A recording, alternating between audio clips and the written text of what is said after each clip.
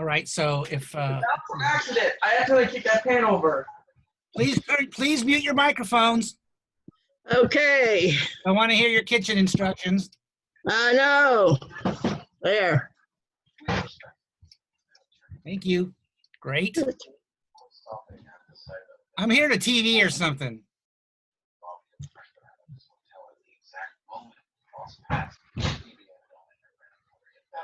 Lib, I think your mic is open. Okay. Only way I know to do is to mute the sound. Yes, please mute the sound. Down in the lower left corner. Lower left. You can mute everybody, Steve.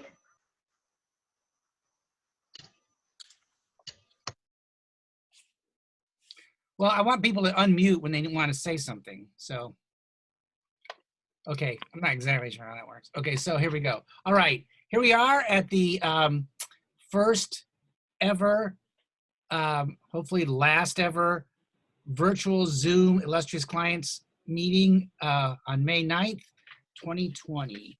I want to welcome everybody here. This is so great. I cannot believe that everybody's here and this thing is working, which is super.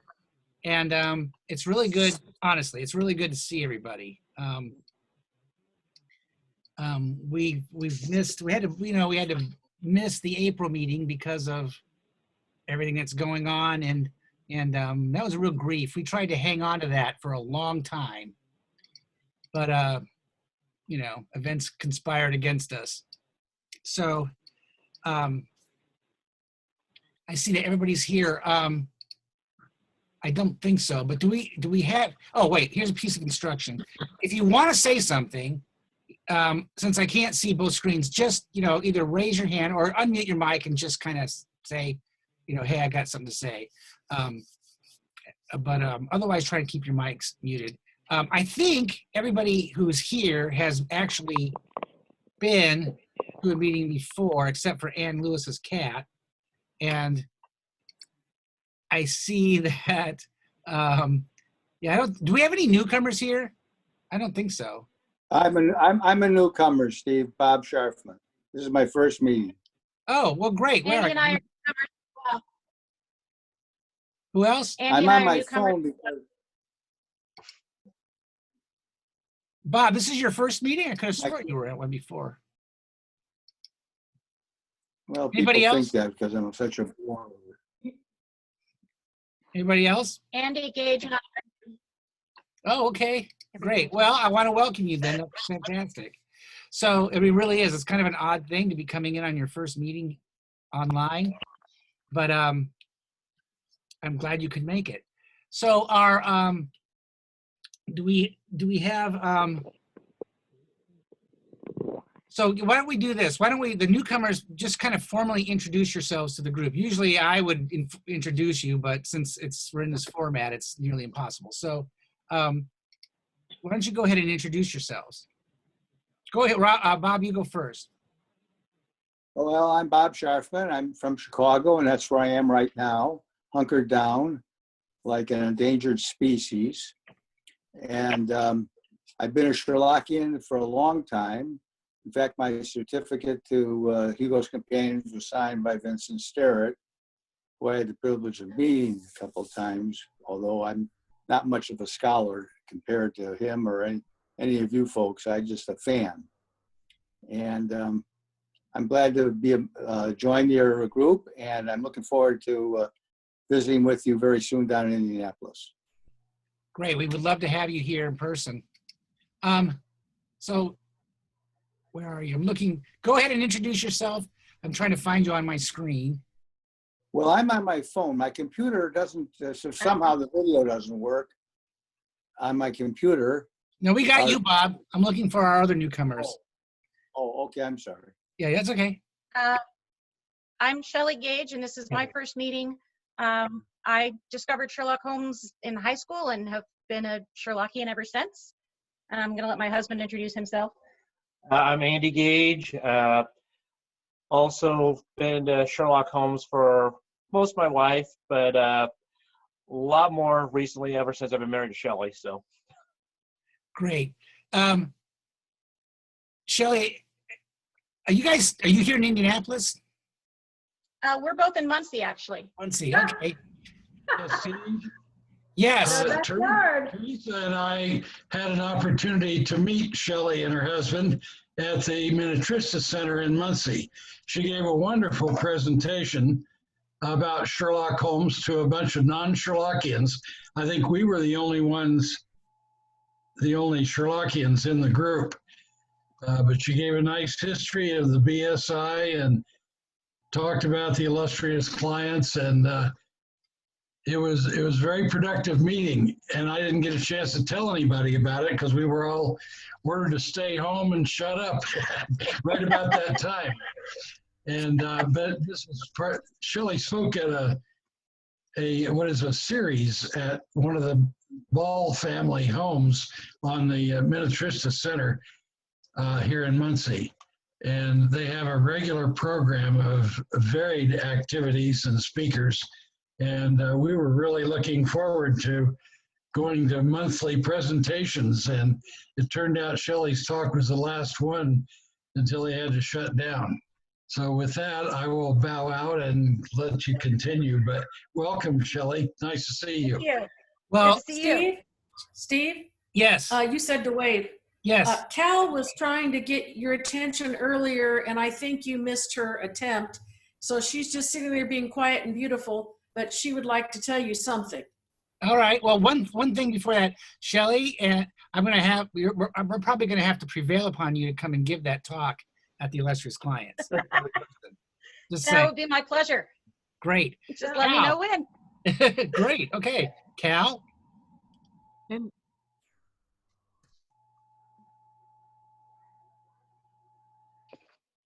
Sorry about that. I was just going to say I've used Zoom for training for work because we've had people that have to work from home. And I was just going to add in a couple of little like instructional / detail type things if anyone wanted them. I'm just going to stick them in the chat. And if you just want to open the chat, if you're on your computer, if you hover over the screen, at the bottom, you'll see a green button that says share screen, and next to it is chat. And that's where you'll find the chat and all the participants. And if you want that, just let me know because I've worked through this quite a bit. Great. Thank you. It's a brave new world, and we're all kind of figuring it out. So any tips like that are welcome. So let's see here. Does anybody have any announcements that they would like to share with the group? Well, it's been a while since we've all seen each other like this. And so it's kind of announcement time in the meeting. And anybody have anything new they want to share or talk about? Any news or announcements? I'll go first. Oh, go ahead.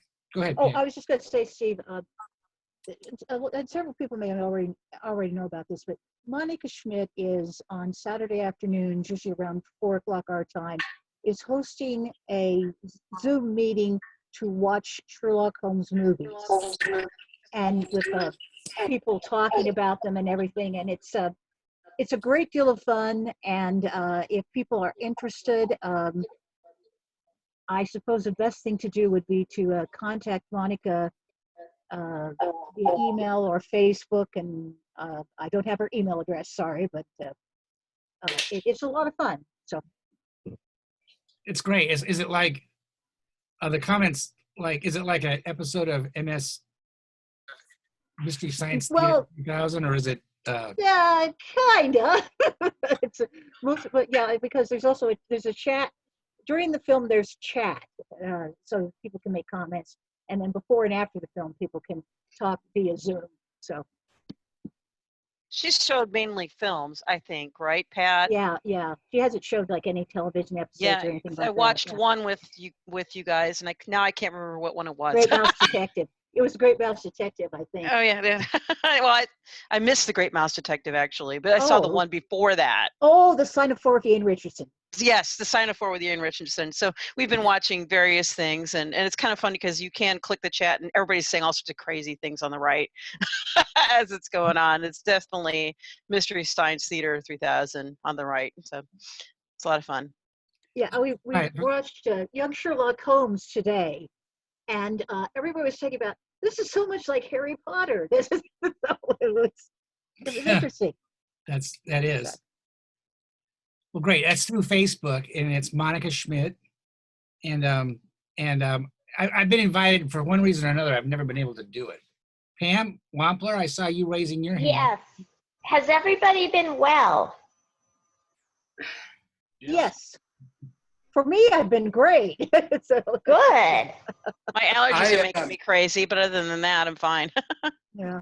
By the way, I broke my hip.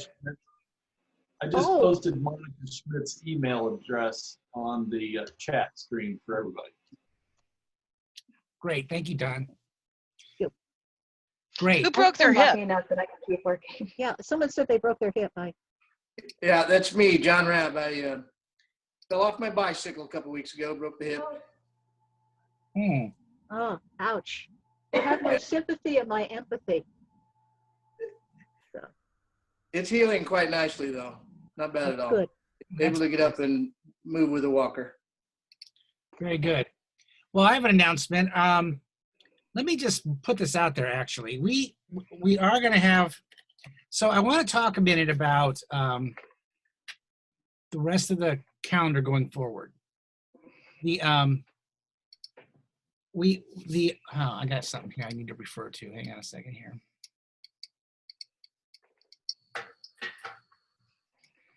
So, oh gosh darn it, where did I put that? Multitasking is terrible. Oh, that's not it. I'm sorry, hang on a minute. I've got a little document I want to refer to here.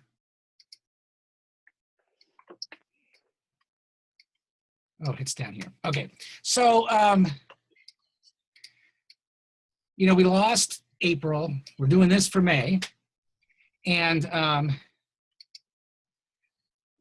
but going forward, our schedule starts to look better as far as actual participation. The, you know, the state is opening up over the next month and a half or so, and that our next scheduled meeting is June 14th, and that's our Illustrious Clients field trip. And the field trip this year was determined at the last planning meeting we had, which, gosh, was in March, I think. It's June 27th. Is it June 27th? Oh, that's right. You're right. I'm looking at something else that has June 14th on it. It's June 20th. It's at the end of June. But by June 14th, we will be in phase 4 of Indiana's reopening, which means that zoos and museums will be at 50%. Social gatherings will be up to 250. All government buildings will be reopened to the public. Office employees can resume work at full capacity if they want to. Retail will be open at full capacity. Pretty much everything is nearly back to normal. Dining service can open to 75%, and recreational sports leagues can resume. So, you know, that's quite a ways away. It's you know, it's 5 weeks or so, 6 weeks actually, until we get to the actual field trip. So the field trip is outdoors. The field trip this year was decided at the last planning meeting that we wanted to do a return to the bee farm, Hunter's Honey Farm outside of Martinsville for our summer field trip. And I just want to, you know, put that out there and say that we're going to try and adhere to that. Of course, anybody who's uncomfortable at that point with, you know, being out in public or something, I would encourage you to, you know, do what you feel is right for yourself. But I'm hoping that by then we'll be outside. We won't be cooped up in a, you know, in a very confined space or anything. So I'm hoping that, you know, we can start to resume, and certainly by fall, I think we'll be back in business. So I just want to put that out there as an announcement. And I wanted to see, what, what your thoughts about that are. And basically that's it. That's what I'm putting it out there. So if anybody has any feedback that they want to share about that or think about it, we can talk about it at a planning meeting. I think the next planning meeting is going to be this. I think the next planning meeting will probably be weekend after Memorial Day weekend, which will be the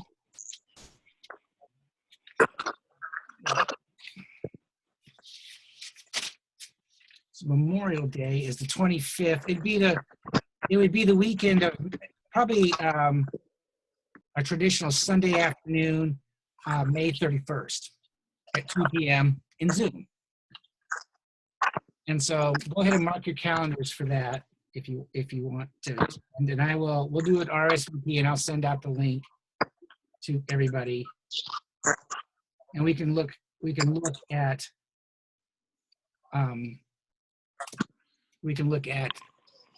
going forward and make tentative plans. Of course, I will preface all of this by saying, things can change. Things can go really well, or they can go really poorly, and we'll just have to stay. Well, any plans we make, we'll have to make sure that we are flexible enough to adapt. So that's what I'm have to say about that. So, so I'm wondering, does anybody have any more announcements? Okay, now. I have something that's either an announcement or a show and tell. Which way do you want it to be? Well, we're going to do show and tell now if anybody has show and tell. So you can do show. You're up, Louise. Okay. Actually, my show and tell is really more like a preview of coming attractions. This is my 2-volume set of, can you see it? The Annotated Sherlock Holmes by William S. Baring-Gould. And it's still in its original box and original dust jackets, but it shows wear and tear because I look at it a lot. And it was published in 1967, and I got this brand new for Christmas that year. And I just want to say it changed my entire perspective on Sherlock Holmes and the canon and everything. And thereby, I would say it changed my life because then I became a Sherlockian, not just a fan. And I am scheduled to be the next speaker in Steve's Sherlockian history series or whatever it is. And that my topic will be this book and its place in the literature and how it stands as one of the cornerstones of so many of the science societies like this one. And I think everyone should read it and own a copy if you can find one. It's really terrific. So I'm going to give a much longer talk about this book the next time we actually meet in person. But I think to talk for 15 minutes or 20 or something on Zoom is just like more than you wanted to listen to today. So I will, you can look forward to that. So maybe in the fall when we have a regular meeting, I will do this and hope to see you then. So that's my book. Great. Thanks, Louise. Cal, did you have something?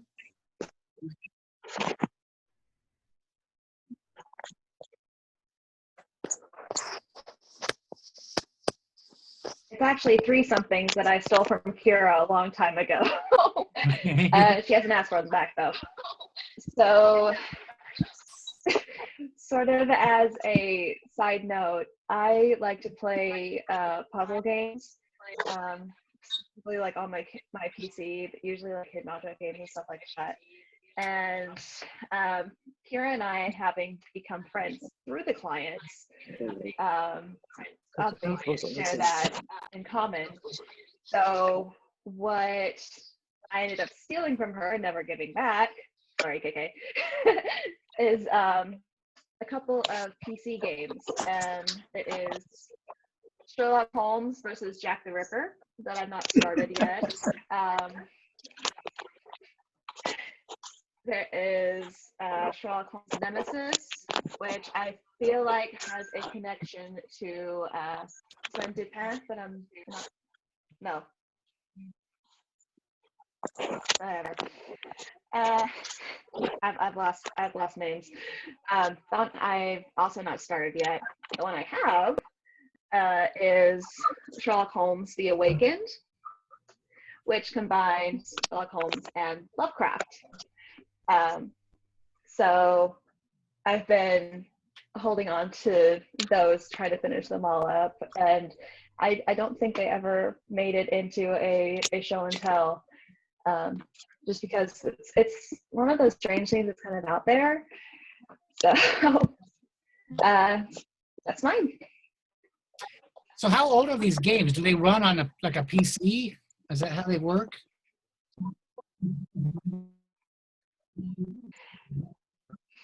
They still run on mine. Honestly, I got Windows 10, but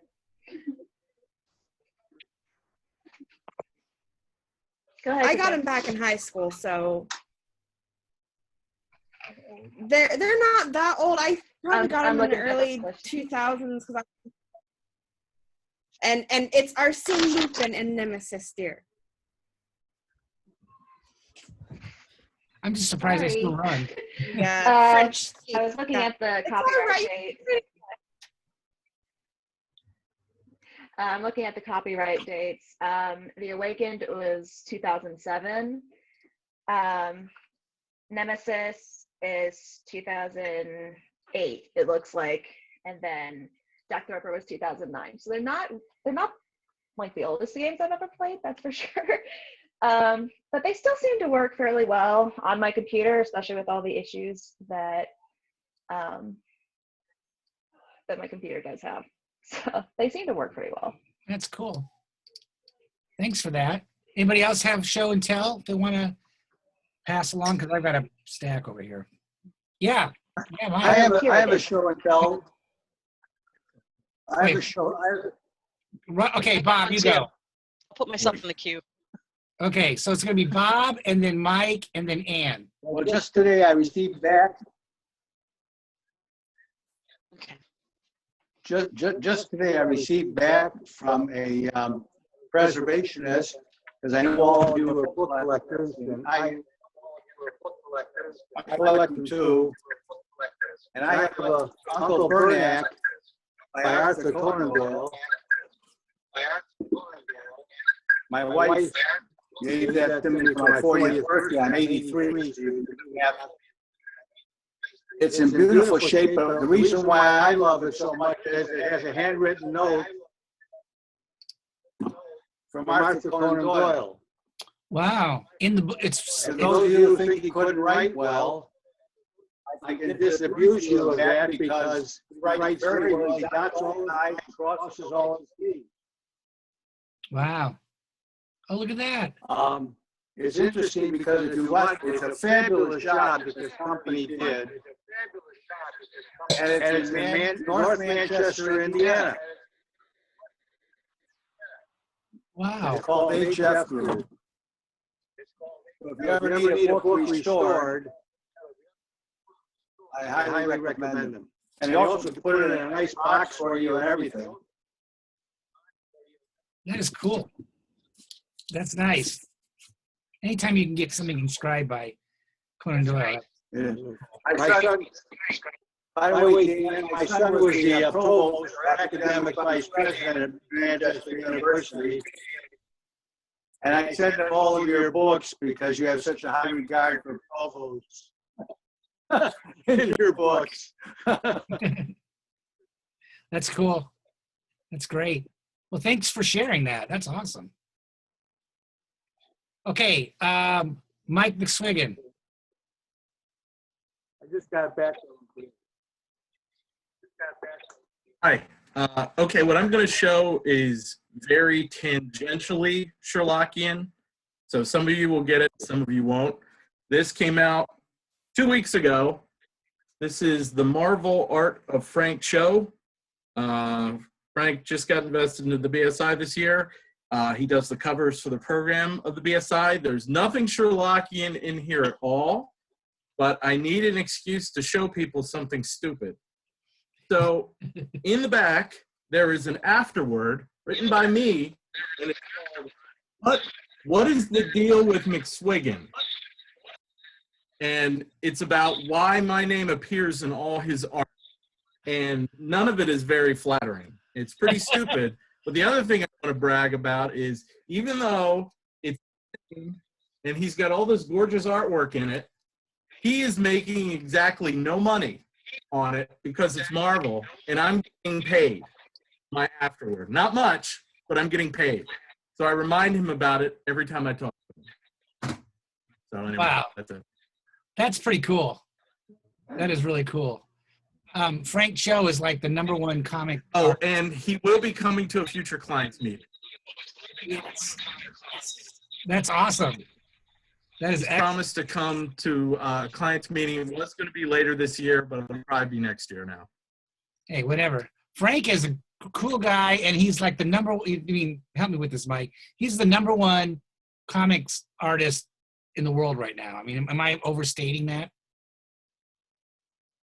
For covers, he's the highest paid cover artist at both Marvel and DC at the same time.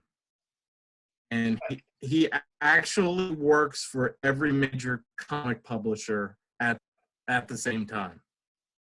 He's got a brand new series coming out. I think it's going to be in the fall now. That's pretty exciting. He's actually getting ready to start working on something Sherlockian that I'm not allowed to talk about, not to mention the program for the next BSI dinner too. So Speaking of the BSI dinner, here's the program that he did for the dinner menu, cover of the dinner menu for last year's BSI dinner. I don't know if you can see that very well, but it's Professor Moriarty. And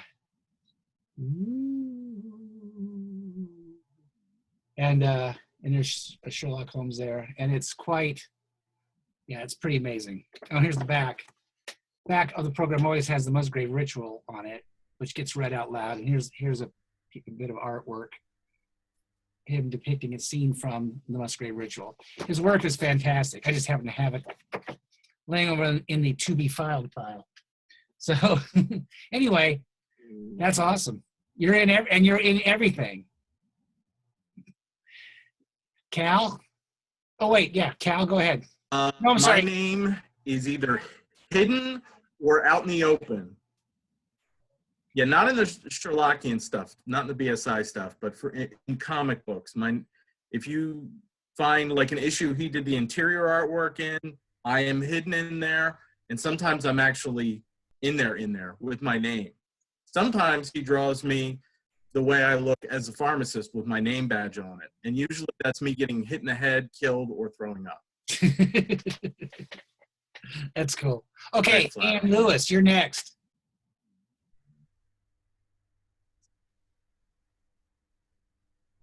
Okay, I just had a couple real quick things to show. One thing I just noticed as I'm sitting here, if you look over my shoulder, the artwork on my wall is from my first and second books that Steve published, Wessex Press published. So it's from Murder in the Vatican and also the Watson Chronicles. So I just said, hey, look.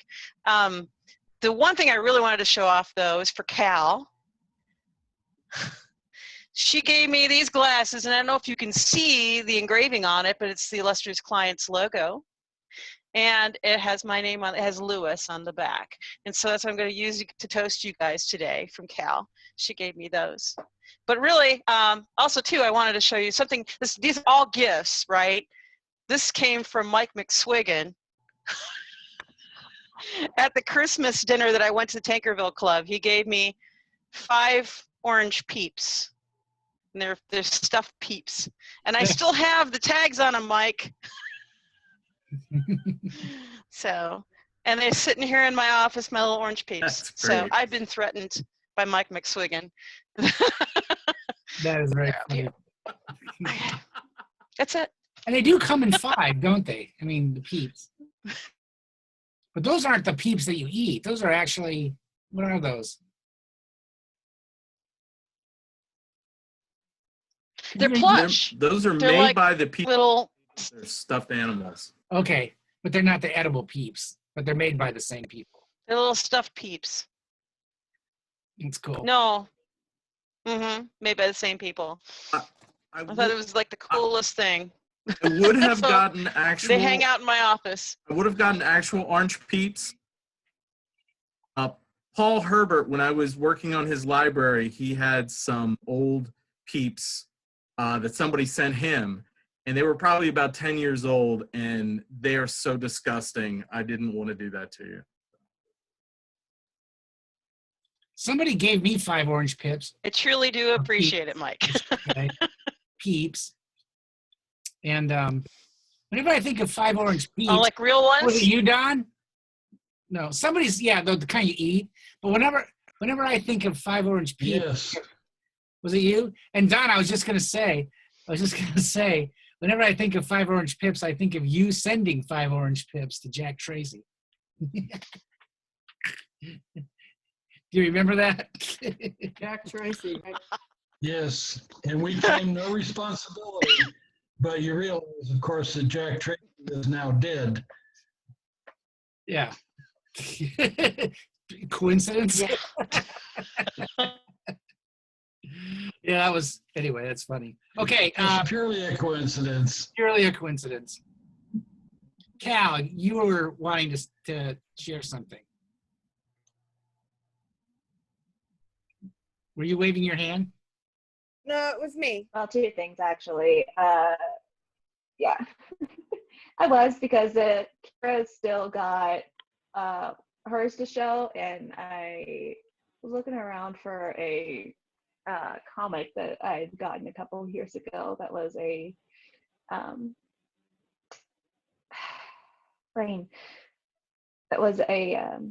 version of Child Augustus Milverton, but I can't find it. So that'll have to be for another day. Okay, that sounds good. Anybody else? Because I have some stuff I want to share too. Okay, so here's my show and tell. I've got, oh. Cal. I do. All right, yeah. See, there's a lag here, so we got to kind of, you know. Yeah, go ahead. Oh, Cal, Kira. I mean, Kara. Sorry, Kara. You're right side by side. Apparently, There's we're a lot going on here. Okay. It's fine. Kara, go ahead.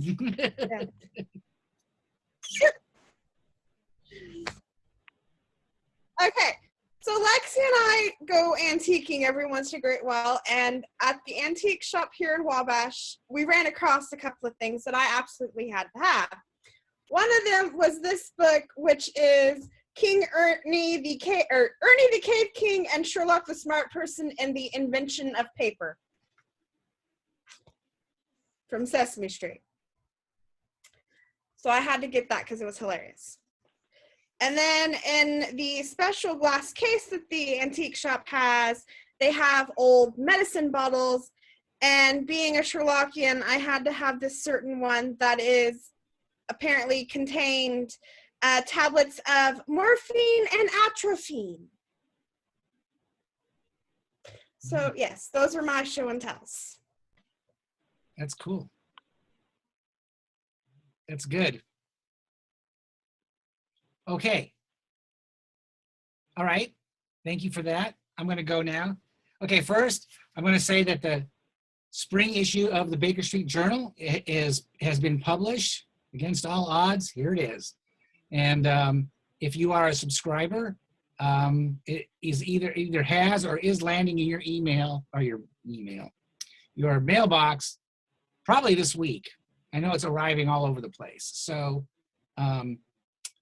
if you subscribe in the spring, then you are undoubtedly on the list and it's going. That means you, Pat. So it's probably on its way. So I know you had a question earlier this week. And then also I would recommend to your attention this fantastic, I think this is the 3rd year for the Baker Street Almanac, which is this, I don't even know how to categorize this thing.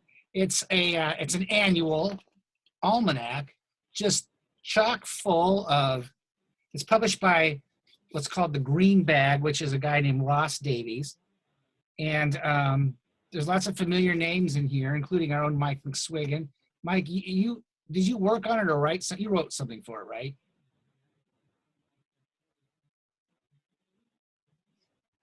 Yeah, I have the chapter on Sherlockian societies.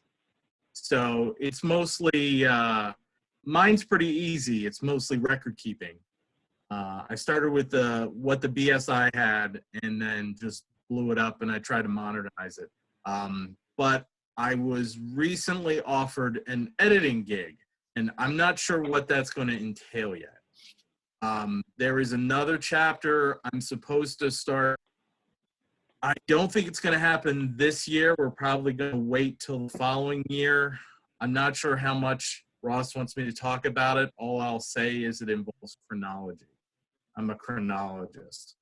And so obviously I've got Vincent Wright involved with that too, but that's probably going to be like a year out now. But it's fun. Ross puts an insane amount of detail into everything he does, and this in particular. There's all kinds of hidden things. He really does. This thing it's this very eccentric conglomeration of essays and accounts of events, reports from activities around the world. It reprints Peter Blau's entire annual run of his monthly newsletter, which is really comprehensive as to what's going on.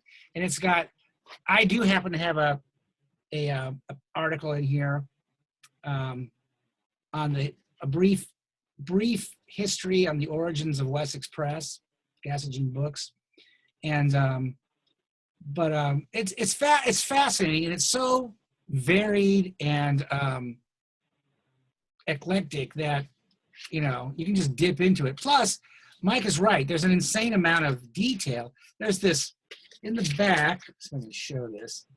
There's this pocket with this thing tucked in it. It's a survey. I haven't quite got this going and figured this out yet, with these nutty survey questions on the back of it. And that's pasted in the back. I mean, the amount of work on this is stunning.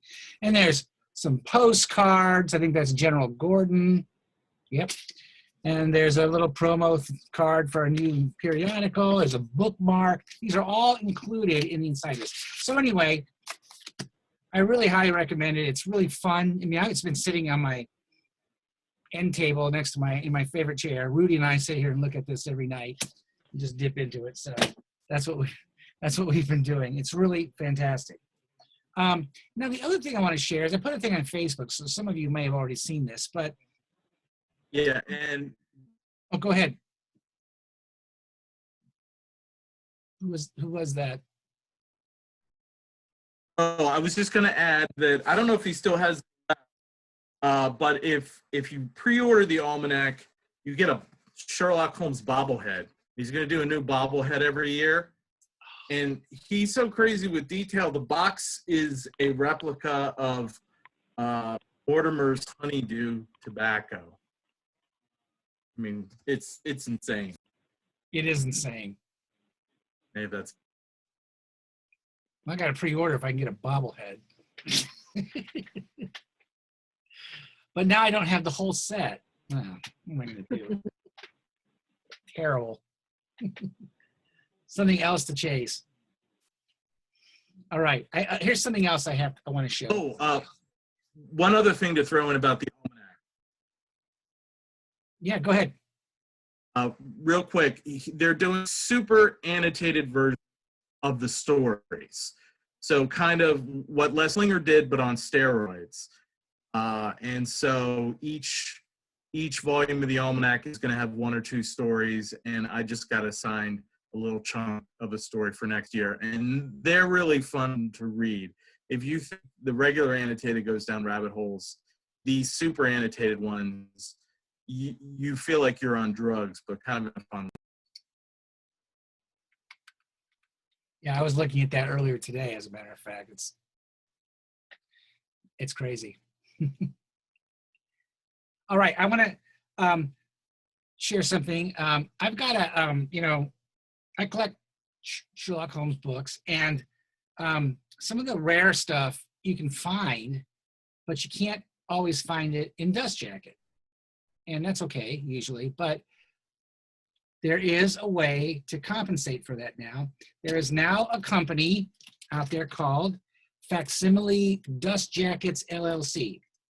And so I ordered 3 of them recently, and I got to tell you, they're fantastic. I mean, there was some talk online about, oh, they'll be passed off as original. No, they won't. They're clearly marked on the inside as a facsimile in very small type.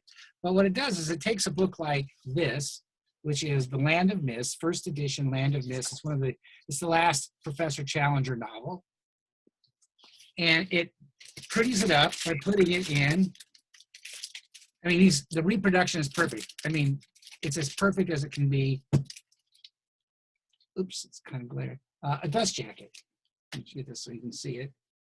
And they are fantastic. They're, and suddenly you can dress your book up in this dust jacket. I'll show you a couple of the other ones I have here. Here's another Challenger book called The Poison Belt. And it's a first edition, it's a first English edition, and it's I didn't have a dust jacket for it until now. And yeah, I don't mind it. It's a facsimile. It still looks beautiful. And if I ever dispose of my collection, people will know it's fake. But it looks wonderful, and it really dresses the book up. Another one I was really pleased to get, because this is hard to find, is Sherlock Holmes and Dr. Watson.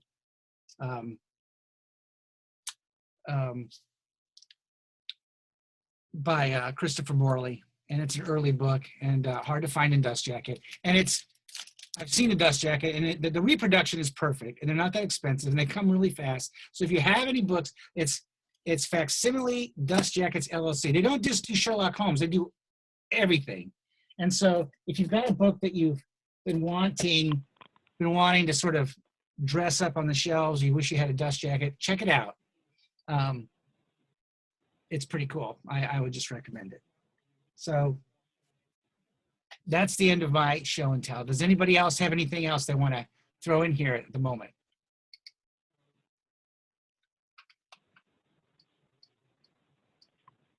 All right. Okay, we're going to try. Can you put that Steve, I just want to ask the question. website or Those contact dust information? come with plastic on it? I'm sorry? Oh, wait. Yes, I'm going to put the, let me see if I can find the,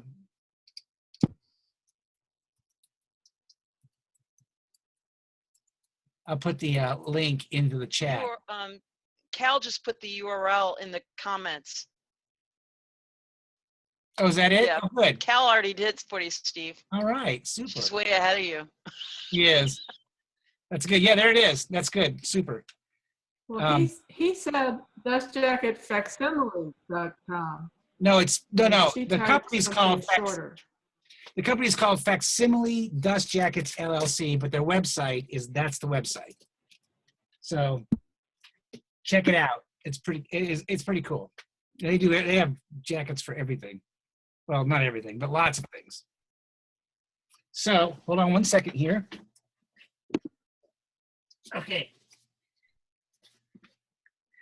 All right, everybody, we're gonna try the Don Curtis mini auction. And we're going to give it a shot. Now, Don, I've misplaced the info, so I'm going to rely on you to tell us what we're looking at and what the opening bid will be. So the way we'll do this is there's 3 items. One of them is fragile, so we'll have to get it to you somehow. But 2 of them are books, and I will just mail them to you if you are the winning bidder. So the first, we'll start small. I don't even remember what I had on that sheet. I do not even remember what I had on that sheet. That was 2 or 3 months ago. I'll show it to you. I know one of them was Lord Donegal's annotated facsimile edition of The Dying Detective. Right. Well, we have. Are you holding up a miniature book? Yep. Okay. So the first one. I do remember that. Yeah, the first one is a miniature book. It's called The Baker Street Companion. I don't remember it. And it's got pages and pictures and everything in it. And and it's pretty cool. It's really, I don't know if anybody's really into these, but it's pretty neat. Does anybody have an opening bid? Don, do you have an idea what you might want to put a bid on for this?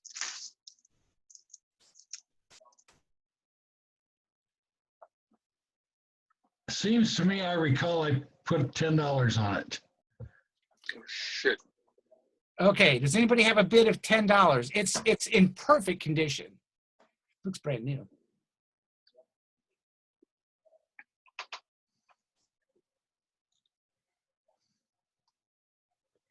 I can't see. If you're waving your hand, if you want to bid on anything, you're going to have to just holler.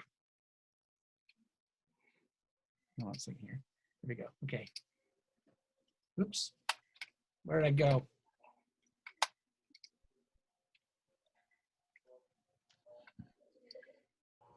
Okay. Sorry, I touched something and everybody went away.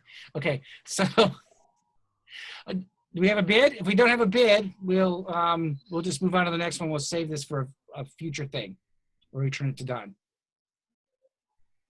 Okay, no bid for this one.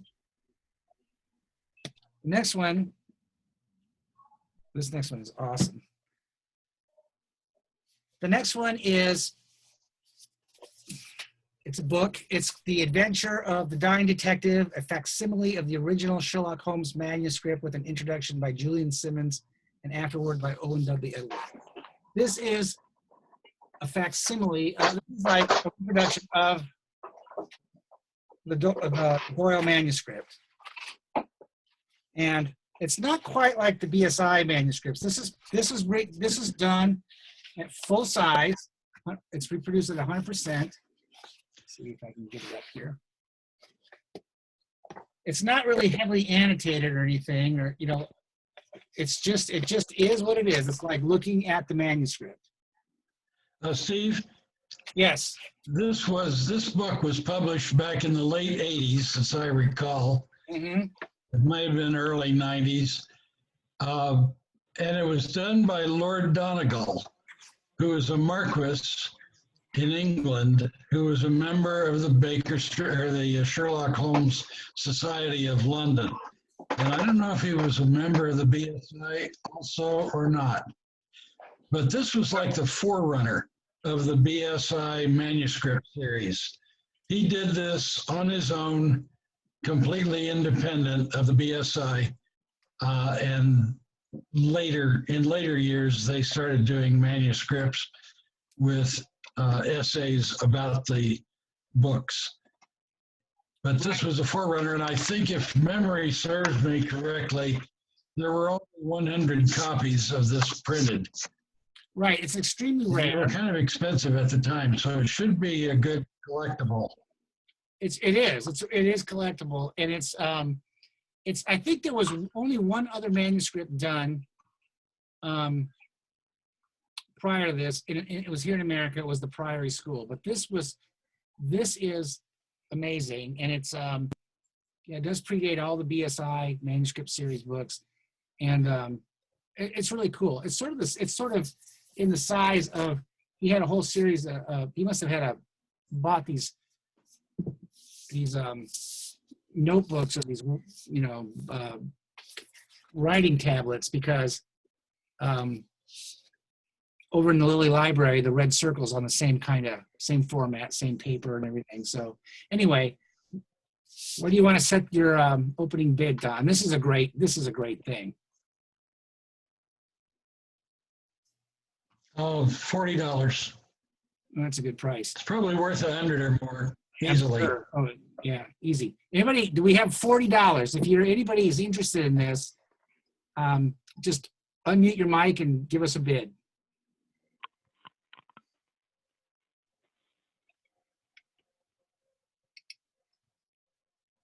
Yeah, I'll bid on it. Okay, we have $40 from Regina. Do we have any improvement on $40?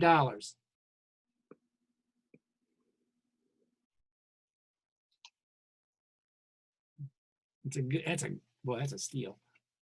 Do you have any improvement on $40? Just remember, you didn't have to pay for your dinner meeting tonight. That's right. That's right. And the bar's free.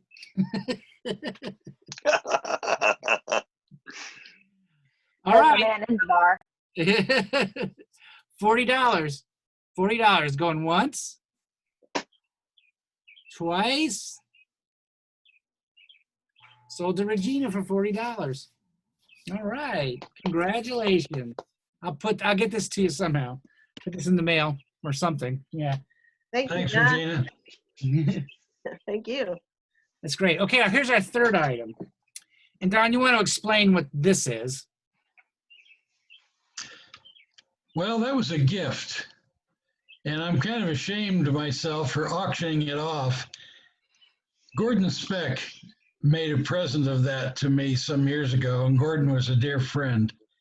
This is an old beer mug from McSorley's Ale House. Oh, hell. In New York City. And it's an old one. They don't make them anymore. They haven't made them for years. I'm not sure exactly what this dates back to. Is there any indication, Steve? No. I seem to remember these were like in the late 90s, maybe mid 90s. Oh no, and it was more like in the late 70s. Oh, was it? Okay. Yeah. That's a guess. I mean, I can't document it, but It's totally cool, though. I mean, there it is. And McSorley's, tell us the significance of McSorley's with Sherlockian. well, McSorley's is the oldest continuously operating saloon in New York City in Manhattan. They were founded in 1854, and they've only swept the floor 3 times since then. That's a joke. Although, Oh, it may be true. It's a very although it kind of looks like it. dumpy place with a floor, sawdust on the floor. Used to be, if you went in there to smoke and drink their ale, you just put your cigarettes out on the floor or flicked your cigar ashes on the floor. And there's a potbelly stove which provides heat in the wintertime. And they sell 2 kinds of ale, light and dark. If you want to go to the front room, you can get a drink at the bar. They have other liquor, hard liquor brands. But in the back room, where most people like to sit, they serve light and dark. And they have a very limited menu, usually about 4 or 5 entrees on the menu each day, one of which is a hamburger, another one maybe is corned beef hash, and a couple of other choices. A lot of people order the cheese and crackers, which get you a sleeve of saltines and some cheese. And you Get some hot mustard. You dignify by slathering Really this hot mustard, yes. on it, which clears your sinuses. It works almost as well as the shrimp cocktail at the steakhouse at St. Elmo's. Anyway, that's Or the mustard at the, what's the German place? Forget. Steve, what's on the other side? Can you turn it around? It's a saying, and it says, ordinary people are as important as you are, whoever you are. Irish words of wisdom. McSorley's is an Irish word. Now, the other reason why McSorley's is significant to Sherlockians is it's really the only place that's left. It was one of the authentic favorite haunts of Christopher Morley, who's before the BSI was founded, he had a club that was called the 3 Hours for Lunch Club. And he would invite all his cronies and his pals and his friends to come to McSorley's for a 3-hour lunch. And that group morphed into the Baker Street Irregulars. So this is sort of, McSorley's is sort of ground zero for not just the Baker Street Irregulars, but for all active Sherlockian Scion Society activity. It's really not exaggerating it much to say that the entire Sherlockian club scene was kind of born in McSorley. So Anyway, this is a vintage mug from McSorley's, from the very origins of Hey, the where'd you go? Shellackians. You went over to the house. I almost went over to the house. We went over to the house and got Somebody's unmuted. Who's that? I put a bit in chat. I think that's Elisa. You need to mute your phone. Yeah, I need to mute it. Hang on. All right. So anyway, Don, did you have an opening bid for this mug? It's pretty cool. Let's say $10. I'll bid Okay. $10. Okay, wait. I already bid 30. Wait now. What? Hold on. Oh, Pam Leap is 30. 35. Say your name. Whoa. Joe Eckridge. Joe Eckridge, 35. 40. Pam Leap, 40. 45. Joe Eckridge, 45. Okay, then let him go.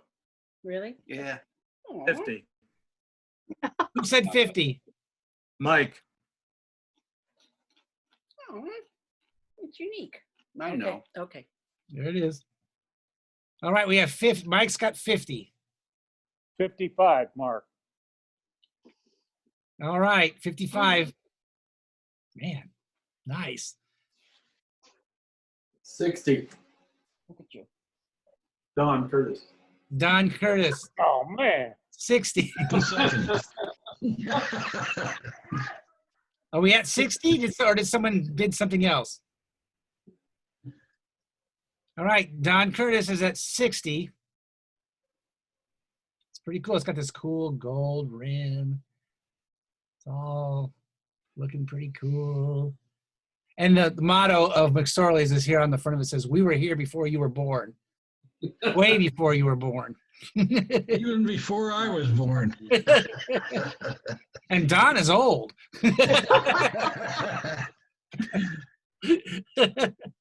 All right, we're at 60 bucks, $60 going once. 65, Mike.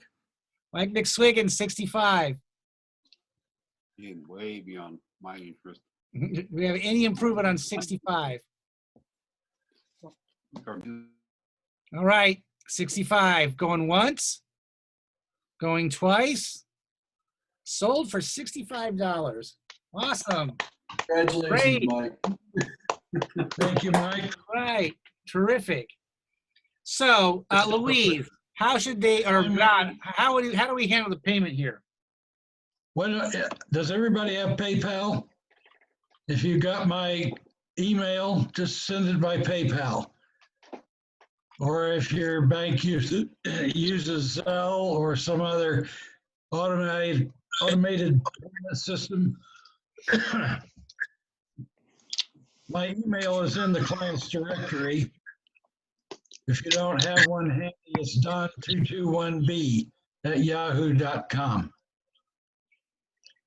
Hey, Don, you might have said, but how did you come by that mug?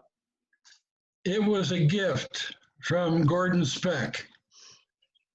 Gordon has been a Baker Street regular for many, many years. Back, I don't know when he was invested, back in the 60s or 70s. And he bought it at McSorley's back in the day when they sold them. And he had a lot of items here and there. And every once in a while, he was just that kind of, if you knew Gordon, you knew how generous he was with anything he owned. If he thought you would enjoy it, it was yours.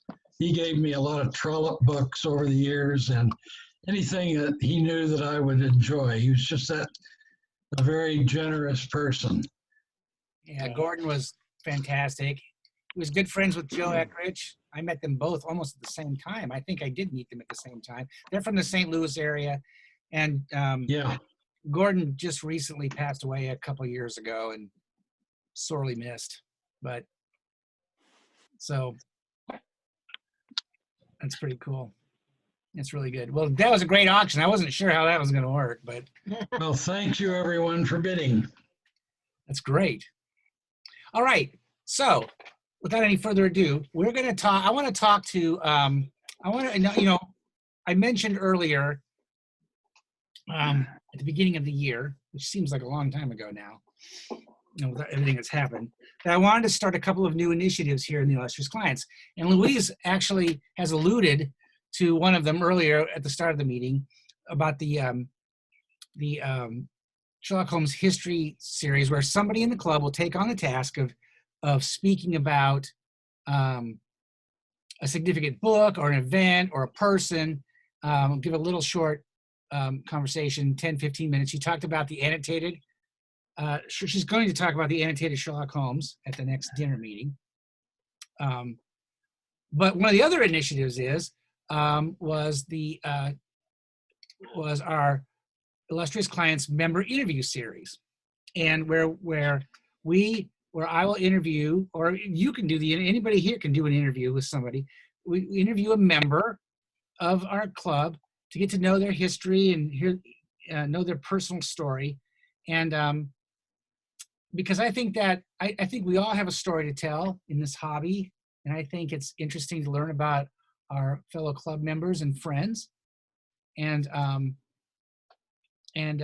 just think it sounds like fun. So so this meeting, we're going to kick it off with our friend and co-Illustrious Client member, Mark Walters. So we're going to just talk to Mark. So Mark, I'd like you to all mute your microphones for now until we're done. Maybe we can do a little Q&A at the end, but I'm going to talk to Mark, and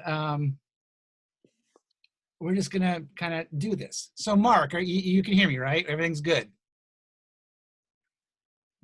I copy that. All right, very good. So so Mark, you kind of have an interesting background and connection to this club. But first of all, I just want to, before we get right to that, I want to talk about what age did you discover Sherlock Holmes? Oh, wait. You changed your background, but you don't have enough light on you to make that work. I don't. Mm-mm. Why did it just do that? I don't know. That's weird. It just changed to the sitting room in 220. Can you see me now? You're a ghost of a head. A head floating in the middle of the room. So it's a head in the chair, it looks like. Wow, that's weird. It's like a head sitting on top of the table. You can hear me though, right? Yes.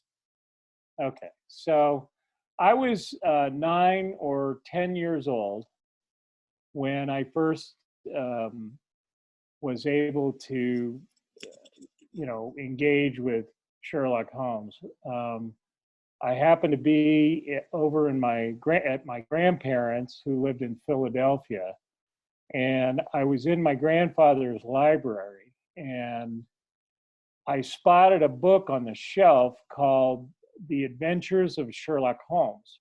And I don't remember that I had ever heard of that before, but I don't know, for some reason it interests me. So I took it off the shelf, and I spent, the time we were at my grandparents' basically reading the adventures.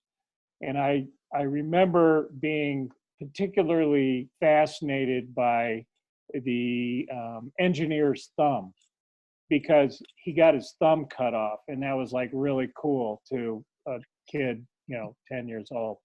And I remember, where Watson talks about the spongy, knob of where the thumb came off, and that was like, really fascinating. But anyway, that was sort of my intro to Sherlock Holmes. Now, if I remember correctly, you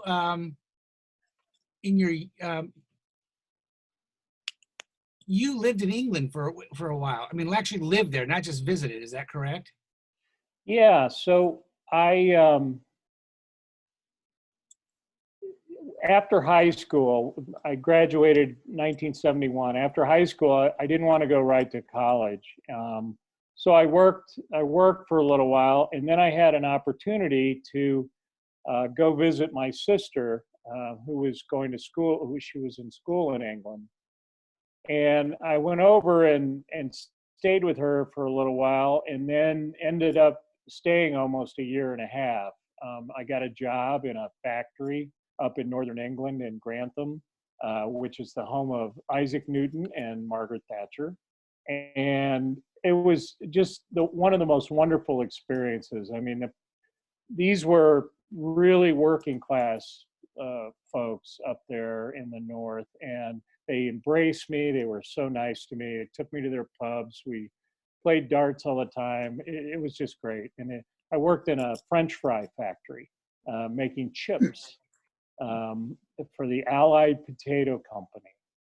But in terms of homes, I mean, it was so thrilling for me because by then I had read all 60 stories. And to go and land in London and get in a cab and see all the brick buildings and the chimneys, and it was just, I don't know, it gives me goosebumps even now thinking about it, how thrilled I was.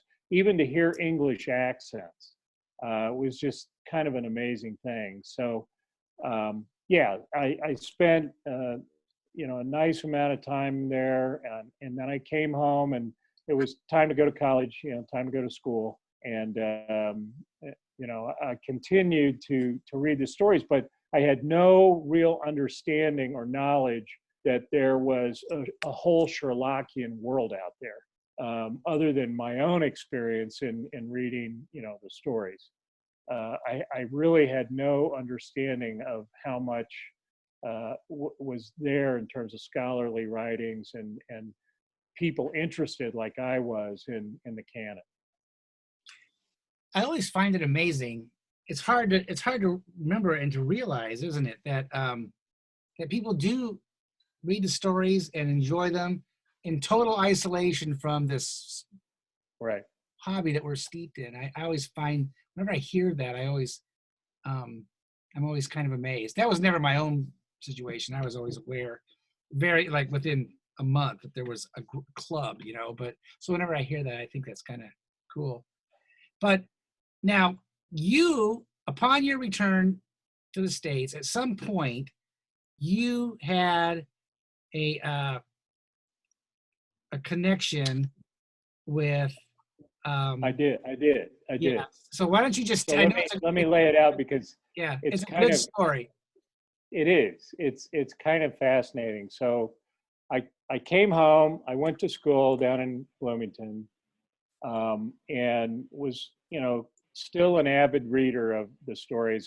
They were so comforting to me. I don't know. It's just, I'm sure many of us feel that way. It's just a comfort to read the stories. It doesn't matter how many times. Anyway, during the summers, my father worked at a factory in Indianapolis in the sales department, and he got me a job there, a summer job, basically as a janitor.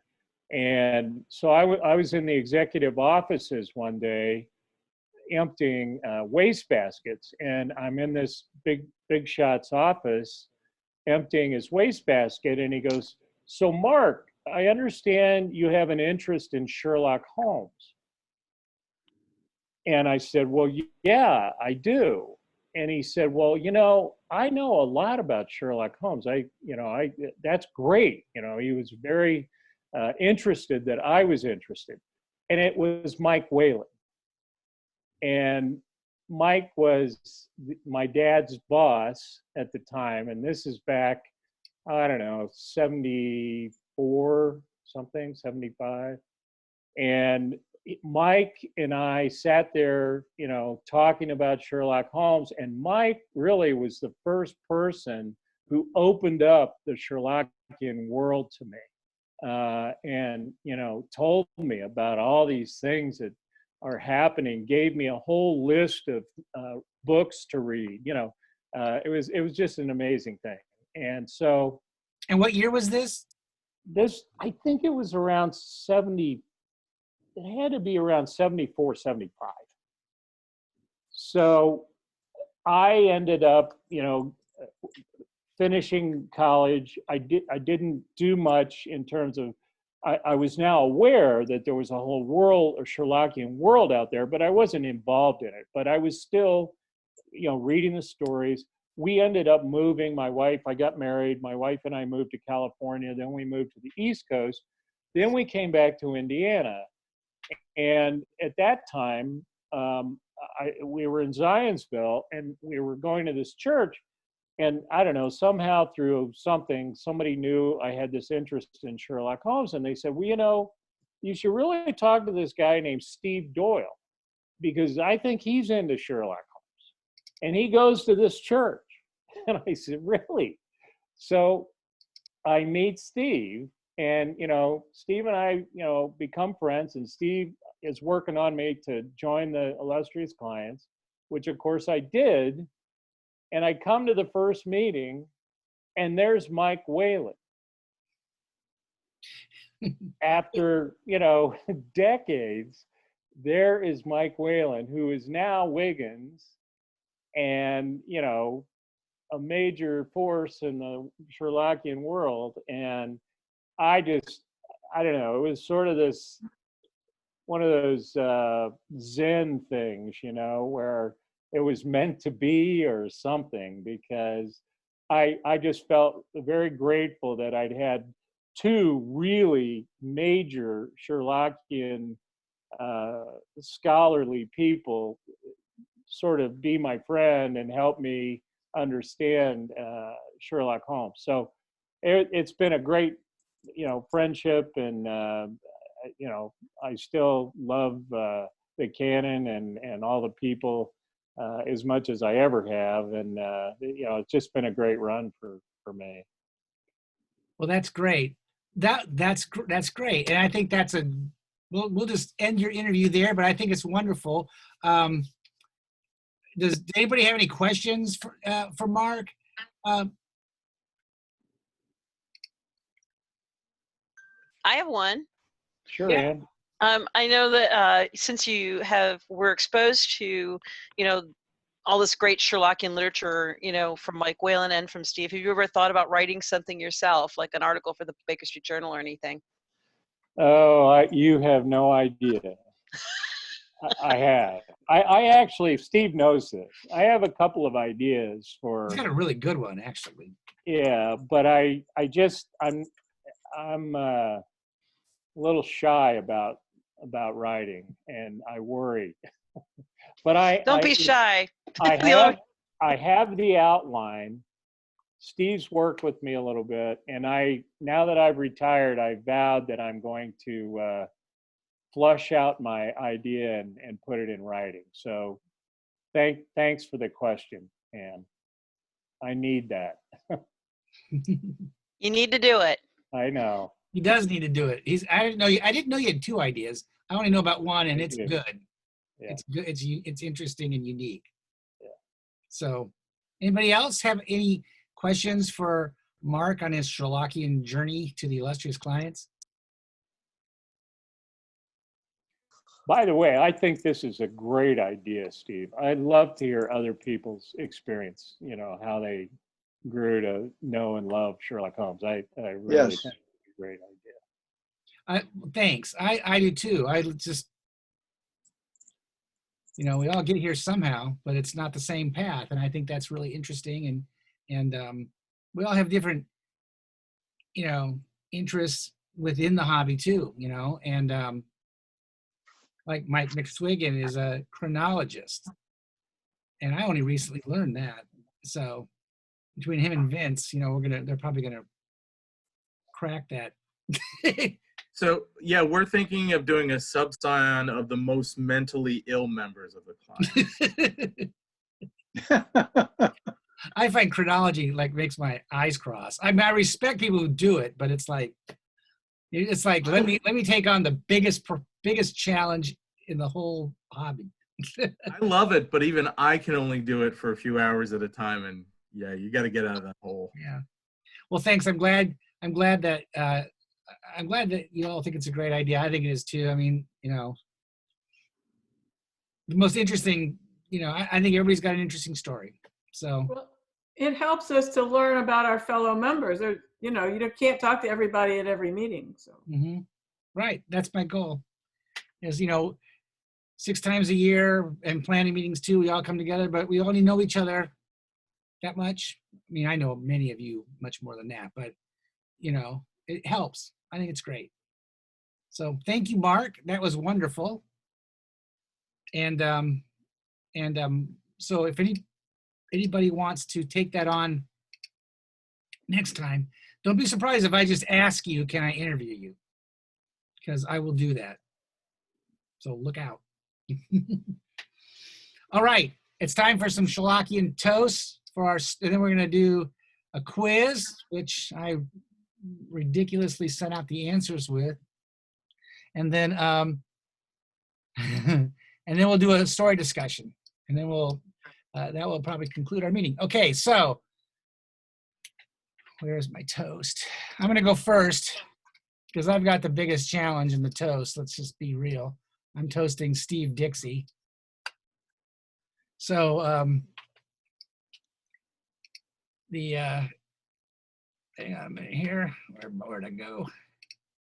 Okay, so if you you know the story, right? You all read the story, correct? All right.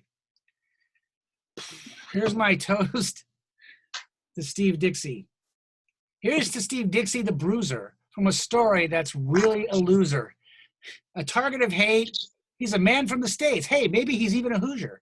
He burst in to 221, and man, that scene was really not fun. Sounds like the Klan, and wow, man, oh man, after that passage, I'm done. Here's to Steve Dixie. Here, here. All right. We need to drink after that. Yeah, woo, no doubt. Okay.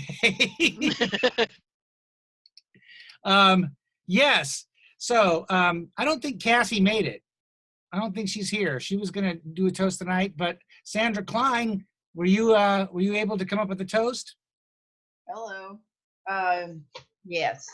All right. Oh, let's see here. I have to read it. Otherwise, I could be here for hours. See, I'd like to mention Mrs. Isadora Klein tonight. She being the beautiful dark-eyed woman in mourning, who sadly made some very costly mistakes. First, being caught up in a whirlwind romance initiated by a young scoundrel with an ambition for wealth. Seeing him for what he was, she quickly and heartbreakingly called it off.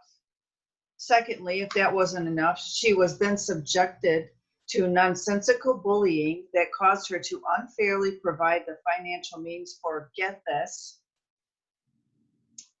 the scoundrel's mother to fulfill her lifetime dream to travel the world. Life is so unfair sometimes. I really, really do feel sorry for the nice lady. I thought she was, she's beautiful, dark-eyed, soulful. Let's lift our glasses in a toast to poor dear Mrs. Klein, who hopefully was able to get past her misfortunes, leave them behind her, and start a new life in peace and tranquility. To Mrs. Klein. Here, here.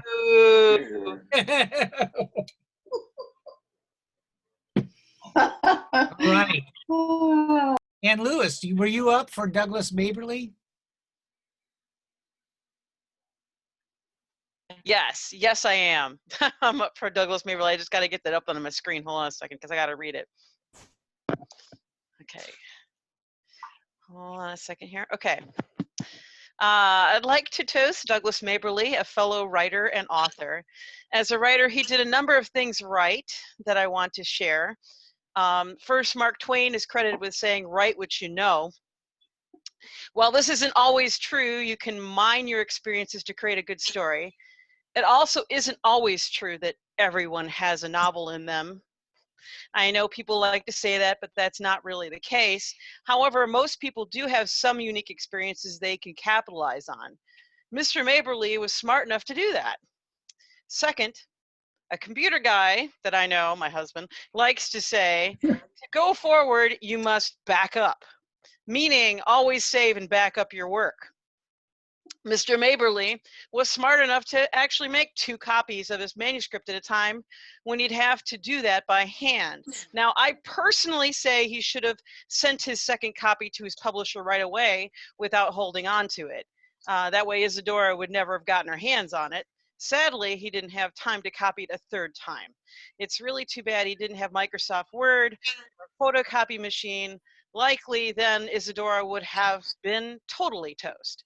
But I give him credit for trying and for being an author to start with. It's really too bad this book never saw print, as I'm sure it would have been a saucy read. To Douglas Maberly. Here, here. Here, here. Here.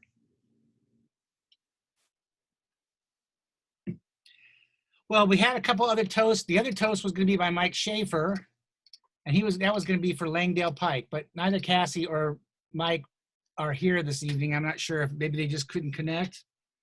Possible. So we'll call that all the toasts for the evening. But that does bring us to the quiz. So you all have your quiz, correct? Here, I don't.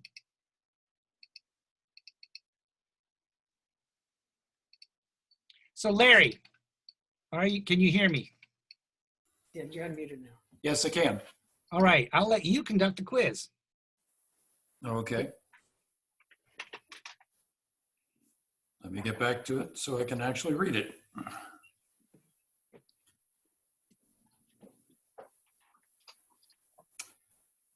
Okay, we have had a few of the individuals in the quiz toasted tonight, positively and negatively, but whatever.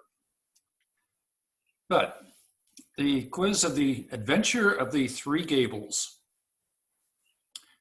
Question number 1, everybody ready? When Steve Dixie, you remember him, first appears, what colors are his clothes? And how do you want to answer these, Steve? I would just, Don. In a gray checked suit with a salmon colored tie. That is correct. I feel like we're on Celebrity Squares here. I know, right? Just need the Wisecrack comics down in the lower right corner. But okay. Was there a mention of the suit being loud? Well, I asked the colors. I didn't necessarily.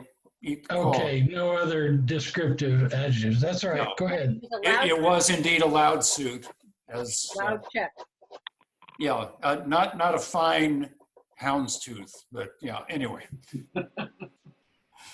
Okay, still on Steve. Who was Steve Dixie's immediate boss in the Spencer John gang? And I didn't ask you for the Spencer John name, but he was in the gang. Who was his immediate boss? Who has the answer? Steve, you could just pick somebody at random and put them on the spot. I could. And does anybody have the answer? Barney Stockdale. Barney Stockdale. That is correct, Barney Stockdale. Yeah, Alexis was waving her hand. Okay. Well, yeah, I can't control her. Steve's got to control. You can wave your hand if you have the answer. Yeah, I think she was. Okay, Douglas Maberly was toasted earlier, both as a money-grabbing fortune seeker and as a budding author. But what was his actual occupation or position in life? What did he do for a living? Shelley. He was the attaché at Rome. Correct. Well done.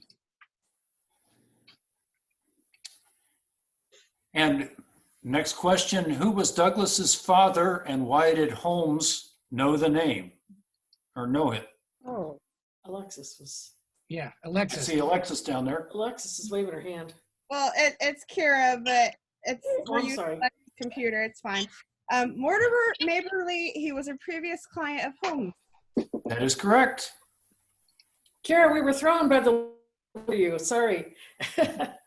It's fine. Lexi has better internet than I do, so. Okay. Poor Kara can't catch a break. She's been mistaken for me and Lexi today. Okay. Number 5. What was the, Mary Maberly owned the Three Gables. Who was what was the occupation of the previous owner of the Three Gables? I see Pam down there.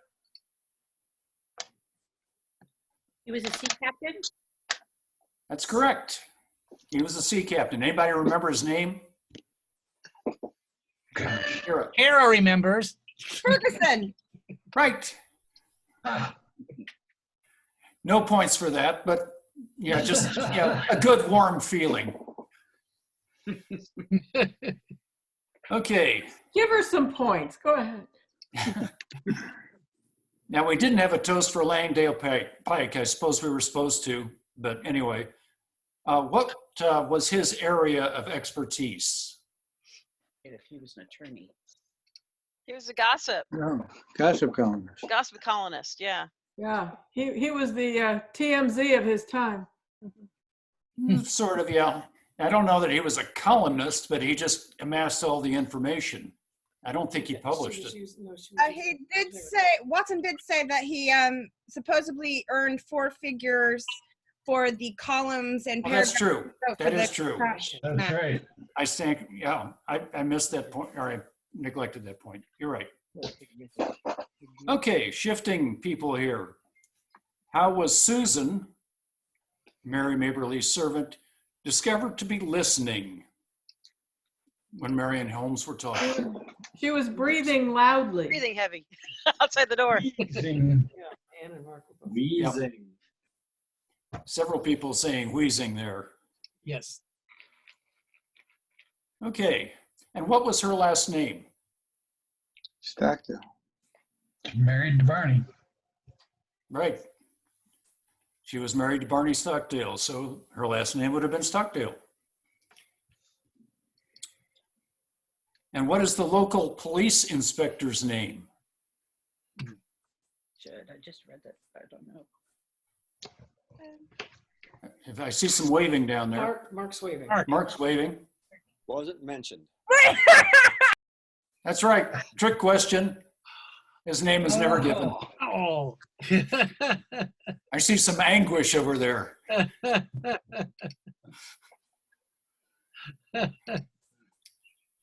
So if none of us got that one, then we all got it right. Well, somebody got that right. Okay. All right. What page number of Douglas Maberly's unpublished novel was not burned?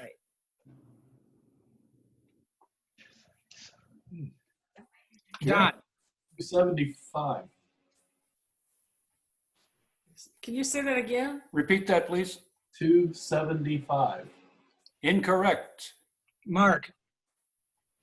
245. 245. Rats. My wife cheated. Oh. She gave me the answer. Don, go back to 0.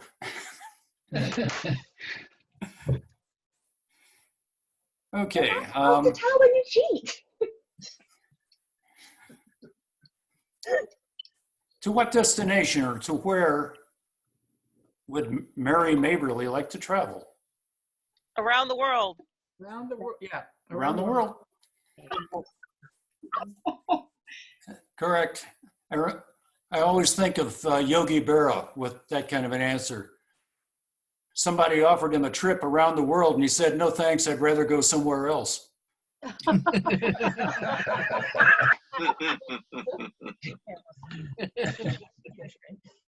that. Okay. How did Watson, switching to Isadora Klein, how did Watson describe Isadora's footmen? Kara. Machine-like. Yep. Machine-like. Nicely done. That would be like a robot. I mean, you're not going to argue with, yeah.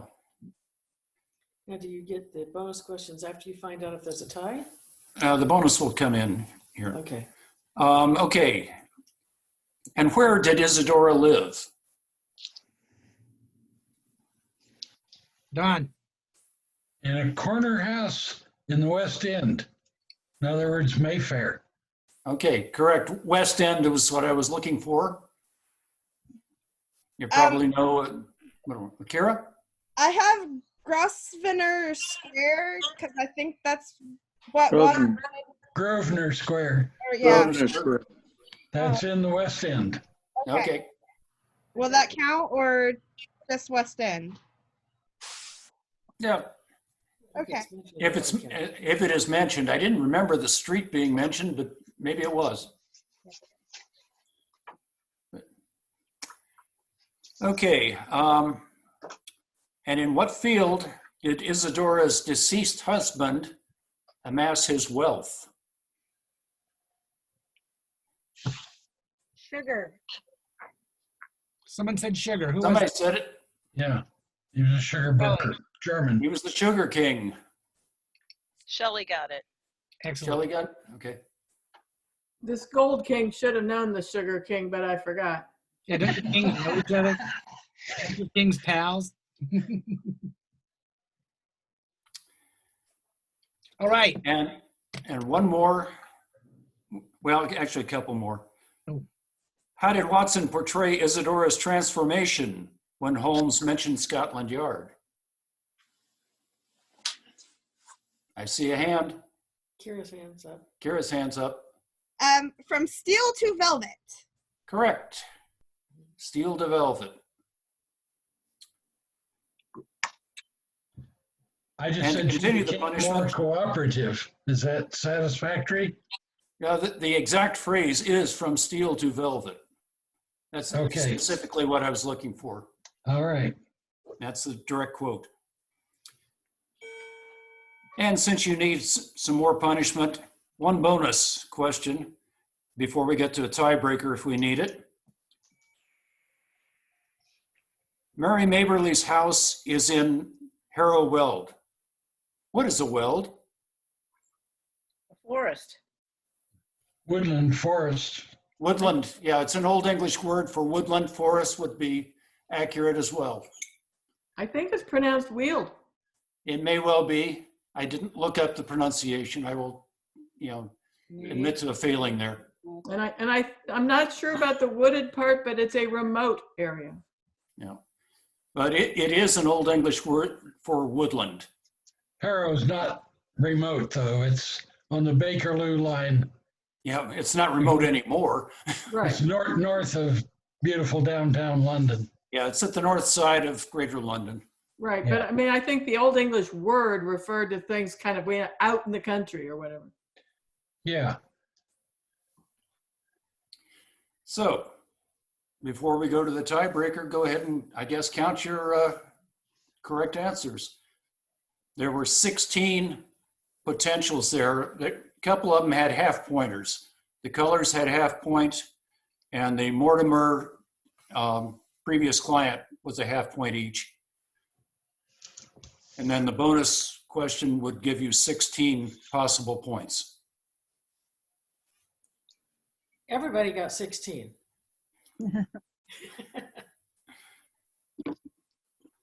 So Steve, you want to... So who got 16? Shelley did?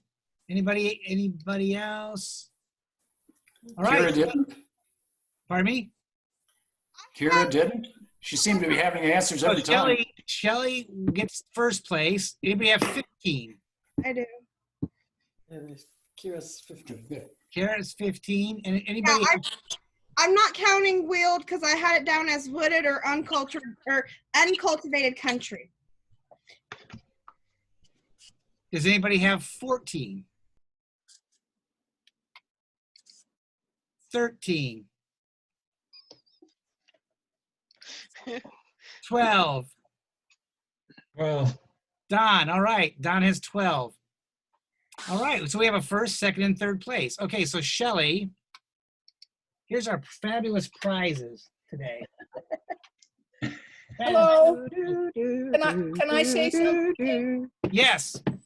Yes, I had 14, but I don't need any prizes. But the one I missed is the local police inspector's name, the trick question. I missed that one. Trick question. Yeah, number 9. If you had no answer, that's actually the right answer. Oh, all right then. I left it blank. And, Okay.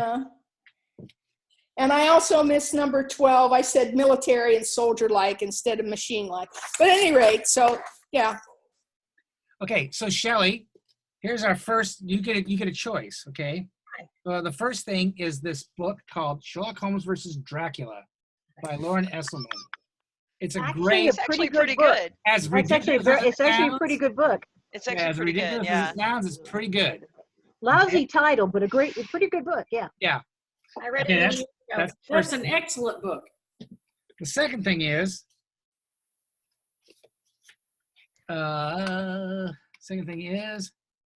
another book called. This was published sometime. When was this published? Oh my gosh. This is called Sherlock Holmes Bridge Detective Returns. So I don't know if you play bridge or not, but that's an option. Third pick is a check. This is kind of cool and collectible. A checklist of the Arthur Conan Doyle collection in the Metropolitan Toronto Library. It's a catalog. And what's interesting about it is it's undoubtedly out of date now, but it's kind of collectible. It was one of the first major catalogs ever put together of a major public Sherlockian collection. And what's cool is to just read it and just see what they have. It's amazing. This is probably for a more hardcore collector. And then finally, we have this, the Scotland Yard game. It's a board game called Scotland Yard, and it's unopened, still as new. That's a great game. That's And a great game. this game it's vintage. It dates from 1985. So, so as our quiz winner tonight, you get your pick.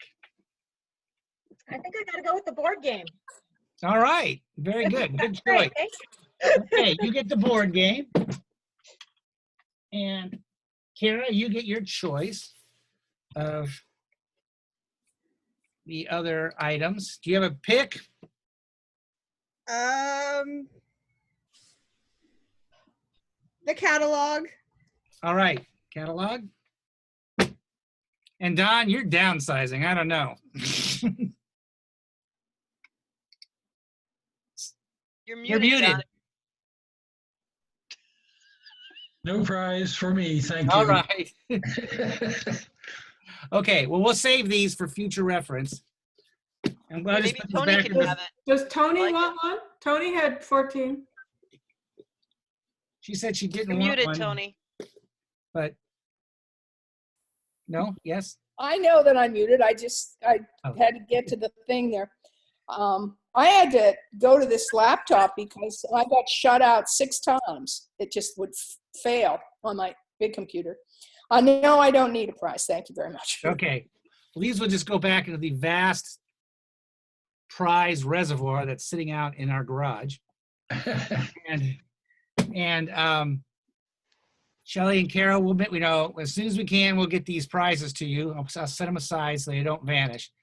And well done, everybody. And thank you for not cheating. All right. So let's have a story discussion of the story here, the Three Gables. Let's just address the elephant in the room right out of the gate. We have a Steve Dixie problem in this story. Mm-hmm. And I don't know about you, but I basically pretty much hate this story. Yeah. It's it's like the sore thumb in the entire canon. And You didn't like Steve? I'm assuming that you all have read it, but you know, it's that encounter between Steve Dixon who bursts into Baker Street and you know, has this unflattering conversation with Holmes, who is sounding, you know, it's the most racist sounding thing you could, you know, it's terrible. And so I'm just interested in what your thoughts on this are. Master Holmes. Well, I know it's not a very popular opinion, but I think Conan Doyle was a bigot. You know, we like to think of our heroes as good and solid statues on pedestals, but they all have feet of clay. Conan Doyle had a couple. When he went around the bend and to spiritualism, he,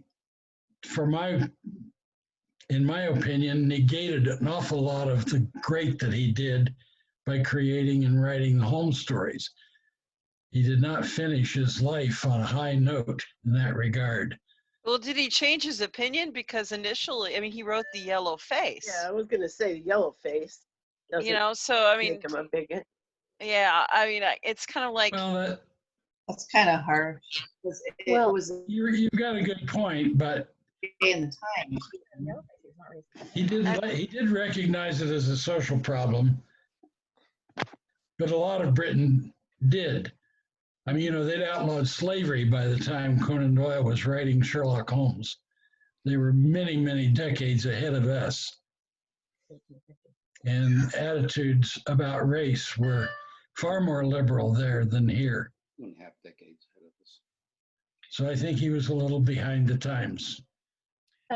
And about the yellow face, I have read some commentary about yellow face and this story, saying, well, in the yellow face, it was a child, a defenseless child, and that was different from an adult, particularly a prize fighter.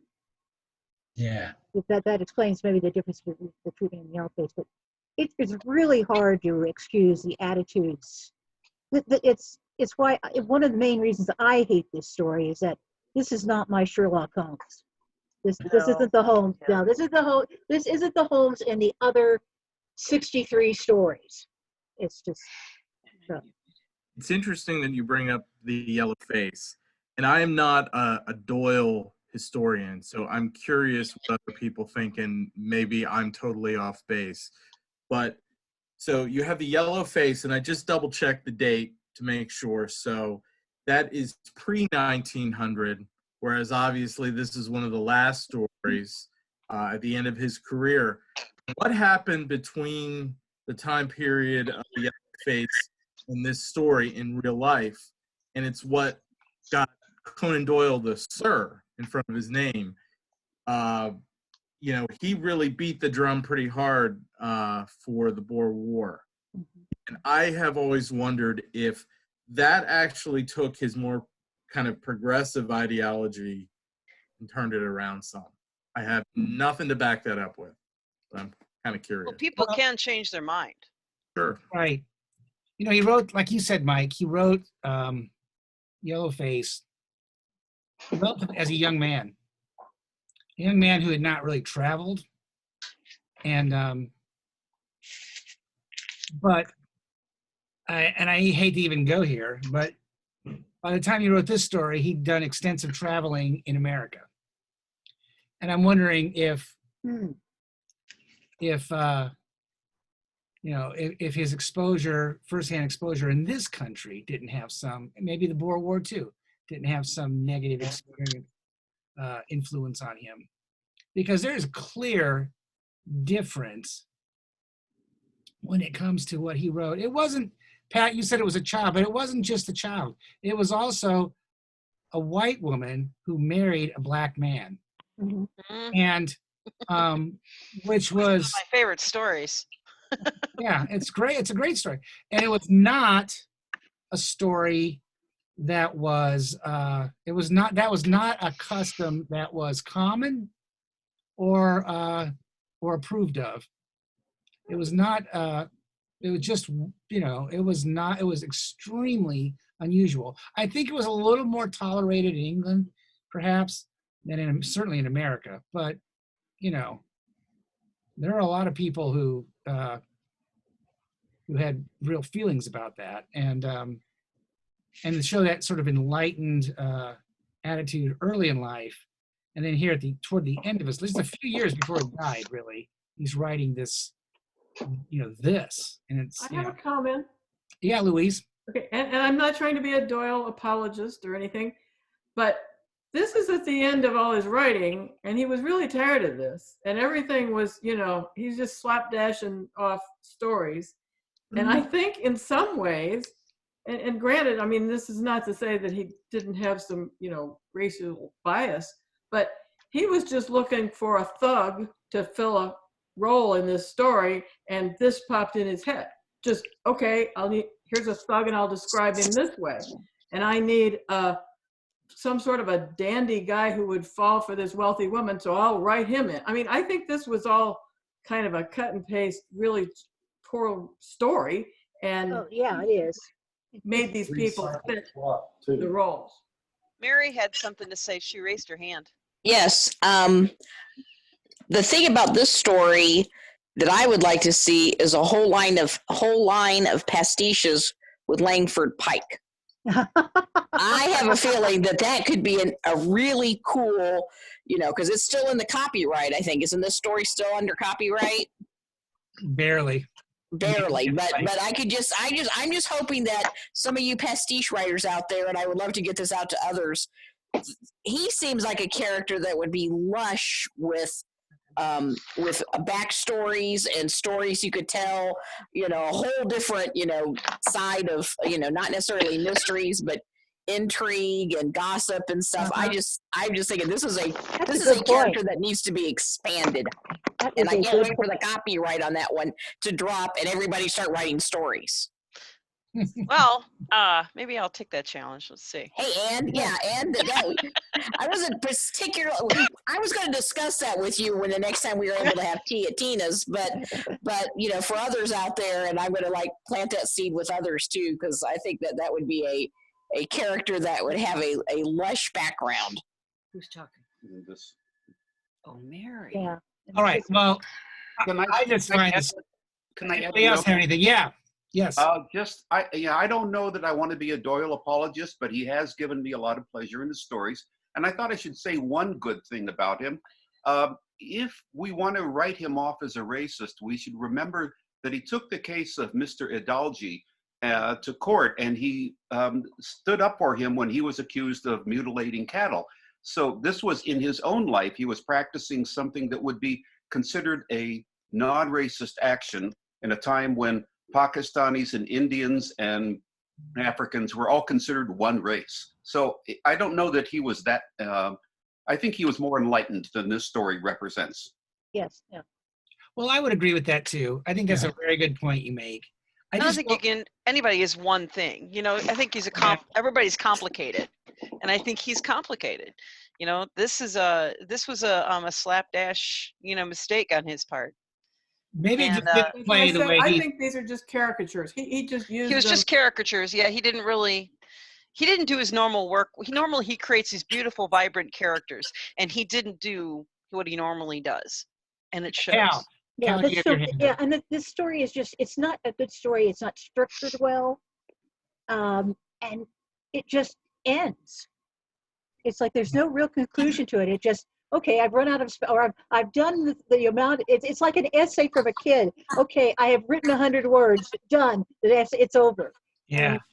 And it's just not good. Cal, you had something to say?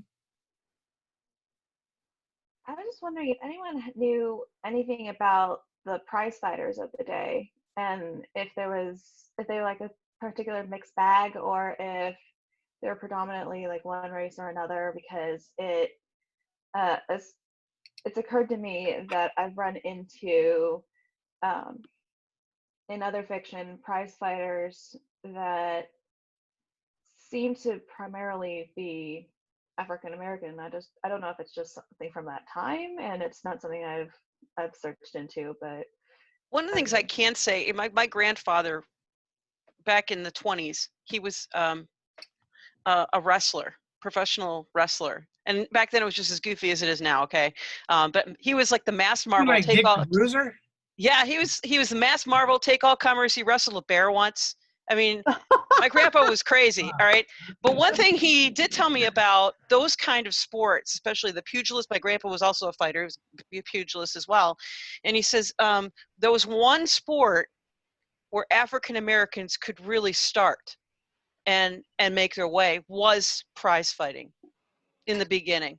That was one of the first sports that had African Americans fighting or playing. If you can, they didn't play in baseball, they didn't play in football, at least not in the major leagues. They had their own leagues, and of course it was segregated. And that was one of the few sports that was actually integrated. You had like Joe Louis, the boxer, going against, so you had famous pugilists who were African American. It was one of the few sports that was actually integrated. You didn't really see too many other sports where they were. And that was, of course, that's a sign of the times. I mean, you had, like Woodrow Wilson, showing films like Birth of a Nation. I mean, he was the one that segregated our military because it wasn't. Yes. And so, there was a very strong racial thing going on, especially among those who were the elite class. And he might have, who knows? But yes, it was very much a segregated thing. And boxing was one sport they could do. Interesting. Well, let's talk about the plot, because what do you all think of the plot of The Three Gables? Does it sound familiar, or does it sound plausible? I mean, what were your thoughts about the plot of the story itself? He reused that baby. Well, if you're going to plagiarize, you might as well plagiarize from yourself. Steve? Yeah. Okay. I think some of the characters, and this is not worded well, but some of the characters are dumb. In that here's a woman who goes to trouble to hire Holmes to get his advice to help her because she has this unusual circumstance. And then he gives her advice and she immediately ignores it. And of course, later she says, oh, if only I'd done what you said. Well, why would you spend money and then just so quickly write it off, as to what he said to do? And everything about that just seemed real lame. I don't know if it was lame writing or if it was lame on the part of the character or both, but that seemed really flat because the only reason she had this problem was because she ignored what she had just paid somebody, in theory, to tell her to do. Not only that, he asked her if there was anything new in the house and she couldn't remember that they just delivered packages. Yeah, there's that too. Good point. Anybody else? I guess one thing that kind of stood out to me, when they introduced Isadora toward the end of the book, I just couldn't help but think of the line from Murder by Death, where the guy's complaining about, you introduced a character in the last 10 pages that were not anywhere else in the book. It comes out of nowhere. Yeah. That's not really playing fair. Yeah. Well, this story, it seems like all of the characters are either stupid or really unattractive, and frequently both. Mm-hmm. It's just, no one seems to come up well. To me, including Holmes. Yeah. To me, this story felt like character assassination of Sherlock Holmes.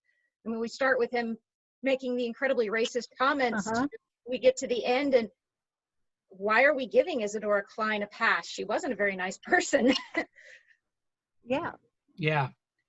I want to make a comment about the tone of the story. One of the reasons why, to me, there's a lot to not like in this story. I think this whole story is just kind of vulgar. You know, it's, you know, we've talked about how it's got these kind of racial overtones. I think it's cheap, and the language and the dialogue is snarky and violent, and the plot is, who cares? The plot is driven by some aging cougar who beds on these young guys, and one of them, you know, but who cares? You know, it's like, you know, and I mean, and when you think about just the tone of this and the plot and all this, how like somebody, you know, you've all mentioned slapdash or just knocked off.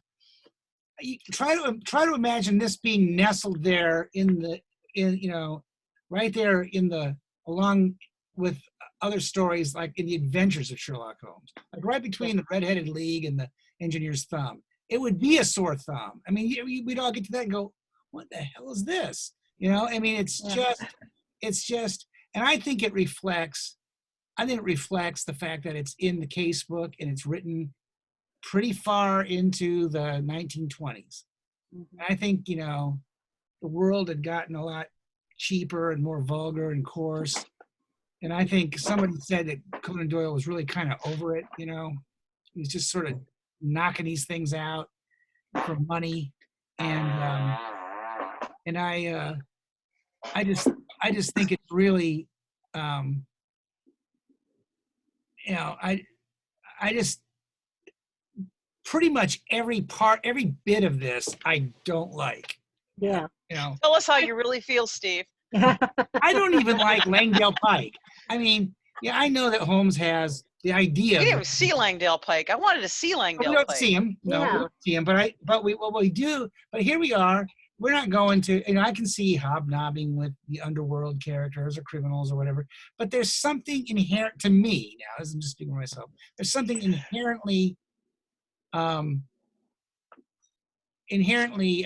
unwholesome about somebody who makes his living gossiping about people. Yeah. I mean, that's only a half notch away from Charles Augustus Milverton in my book. So I just hate everything about this story. And, you know, so that's how I feel about it. So. And, you know, I found it difficult that Holmes knew so much about the Maberly family, and they're not, it struck me that it's not the sort of part of society that he usually hangs around with. But also, my view of the story, I know, is also hampered by the Granada version, which is not, this is not a good Granada adaptation even. And that was, I remember the actor playing Douglas Mayberry was eating up the sceneries just like a ham. I mean, it was really not good. So, but yeah, it's just as I said before, nobody is acting the way they usually do. It's just doesn't even seem to be a Sherlock Holmes story. On the one hand, we're supposed to believe that Holmes does know Douglas Maberly, met him or knew of him, or, you know, he was such a bon vivant or something. I don't know what he was supposed to be. And yet Holmes doesn't seem to figure out immediately what the problem is, or that, you know, that's part of it. He also doesn't know that he died. Now I'm thinking it would have been in the Times if somebody who was an attaché in Rome died, and yet he didn't pick that up. You know, it's just, everything's off. Yeah. Tony wanted to say something. Yeah, I want to point out, why is he going to let the Duke of Lomond? I feel sorry for this guy. Seems like he should be protected from this bad person whose great ambition in life is to marry an aristocrat, apparently. And another thing is, I wanted to find out how much, which I hope I can read this, 5,000 pounds would be. And in 1900, it would be worth 623,000, about that. Oh. Yeah. Pounds. So that, you know, is quite a bit, because the pounds were worth a lot more dollars then. So yeah, it's a fabulous sum. Wow.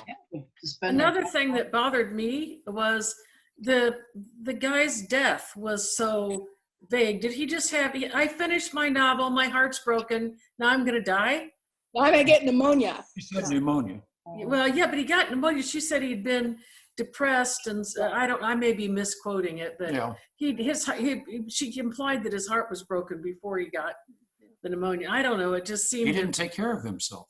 Yeah, well, yeah. He was beaten Gotta up. fade it out. He beaten wasn't bad. quarantined. Yeah. He was heartbroken. He was stuck in this crappy story. Well, I don't know that he was so heartbroken. I think he was heartbroken more because he missed out on his opportunity to take advantage of that old cougar with all her money. I think he was more heartbroken about that. I mean, maybe I'm just seeing some other side of it, but I think that, you know, Mrs. Klein, she did what she could do in that time, and because she strived to be wealthy and aristocrat rather than be, you know, like a cleaning maid or something. I don't falter. I really, I can't. In those days and today maybe, but in those days and times, there wasn't a whole lot of choices for women, and because she was a little more ambitious to go for the gold. She never had to work again. She already had a lot of money. It was the social Well, thing. she wanted to have fun too. I hope why some of fault these her for people- having fun with young, you know, guys? I don't know. I think that's kind of, I think that's kind of biased. So Yeah, and I'm not even knocking her for that. It's just like, it's the, you know, she's not like the woman in Thor Bridge, you know, who was totally psycho. She's not like that. She was just living her life, but it just seems like she had an edge to her. Yeah, she definitely had you know, she carried a knife in her pocket. it just, yeah, well, true. I don't know. It just seems like, Well, indeed, had she married the Duke, she would have increased her social standing, you know, and moved up into the peerage, if you will, or at least upper social thing, which is probably what she wanted, you know, to be, you know, she's got the money, but this gives her the prestige. Now, my problem with Isadora is that the way she was going about trying to get Douglas's stuff was blatantly obvious. And it's just, you know, it showed no sense of, you know, am I going to make them suspicious? You know, it just very bludgeonly or handedly. And the Landale Pike thing was just a Doyle thinking, oh, I've got to figure out some way that Holmes gets some knowledge here. And okay, here's a guy I can just drop in, and so be it. You know, without any effort. I think the other thing that bugged me about this story is that Holmes doesn't really do anything. I mean, you know, there's not, he just, what's he, you know, he goes to her house, you know, I mean, I don't know. There's no detecting going on. He's just kind of walking through he's like walking across the stage, and I don't know. You can tell this is like, It was a limp story. That was terrible. Which story do you dislike more, this or the Mazarin Stone? Oh, I think I hate this more. Yeah, this one more. Yeah, I think the Mazarin Stone is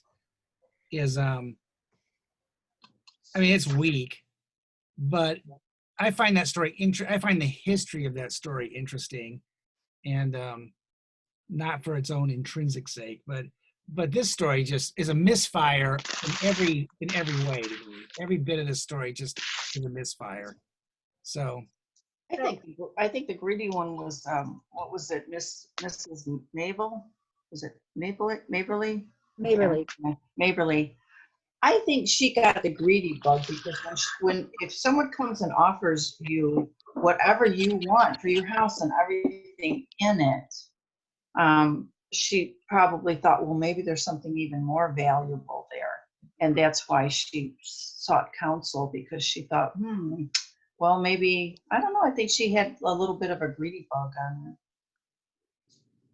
that could very well be. Because if somebody says, oh, you know, I'll give you you know, what would you like for that vase? And you're like, well, 25. Oh, that's all? Well, then all of a sudden you're like, well, I'm not sure I want to sell it, because then you're going to find out how much it's worth, or maybe there's some secret, or there's, you know, wanted the greed. But she did get her money. She got her $600,000 worth. Yeah, but she didn't change her mind until the guy indicated that she was going to have to leave her personal possessions behind. That was when she really changed her mind. And you can't blame her. You know, it's a lifetime of her acquiring things, and Douglas's things and her husband's things and so on. Exactly. Well, that could be A lot of personal stuff in the house that she doesn't want to give up, and you can't blame her for that. Yeah. Right. I think it was more when it got down to it might be her jewelry and her clothing and all that kind of stuff that she really kind of got scared. Mm-hmm. So when I read this one, because I always read them this way, I read Baring Gould's annotated version, because that was my first Sherlockian text. And so there's a note at the end of the story about the canosity of this particular story, and it's being called into question that this and the Mazarin Stone were clearly written by the same person that wants to make Holmes out as a joker, and it doesn't ring true to being written by Watson if we're going to play that game. And I just wondered what other people thought. I would like to I think. agree. I would like to think it's not part of the canon, because it's as I've said several times here, nobody is acting the way they usually act. It's this. So I would like to think it's not part of the canon. I don't know if I can make an argument for that, but that's certainly Well, how I I can. feel. In fact, I would make an argument. We toss these two out. We take The Man with the Watches and The Lost Special, which are two apocryphal stories. Feature Well, a yeah, prominent you're one right. They're better stories. in. That's what I do.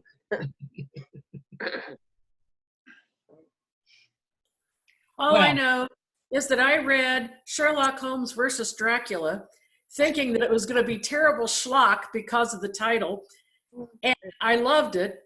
And then I read this, which was an actual Conan Doyle story, and I went, oh. So I do think if we bump it out, maybe we ought to slide Sherlock Holmes versus Dracula in here. Under a different title. Oh, wait, the subtitle of that book is The Adventure of the Sanguinary Count. Right. That is a great title. You know, that's yeah, but the average person that's walking by in the bookstore and doesn't know what sanguinary count is will go, oh, cool, Sherlock Holmes versus Dracula. And of course, I'd grown up watching Sammy Terry. That's the only reason I picked up that book. And then I thought it would be awful, and it wasn't. There's That's other a one, title that Holmes and Dr. Jekyll and Mr. Holmes is pretty darn good too. Oh, I haven't read that. Oh, you should read that one. Yeah. Okay, I'll have to find a copy. Yeah, it's really good. Yes. Yeah. Does it occur to anyone here that we have put more thought into the story than Doyle did? yeah. That's a really good point. Yeah. I'm sure that's the case. If he'd started writing this story when we started this discussion, he would have finished first.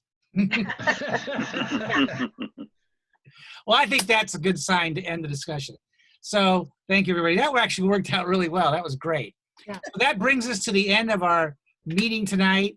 It's our first and hopefully last Zoom group meeting. We will have a planning meeting on Zoom, but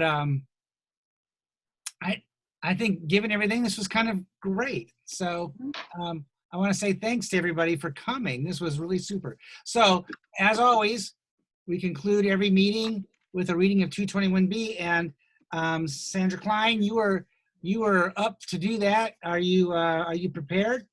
Oh, yes, I am. I have to All read right. it as well. Okay. All right.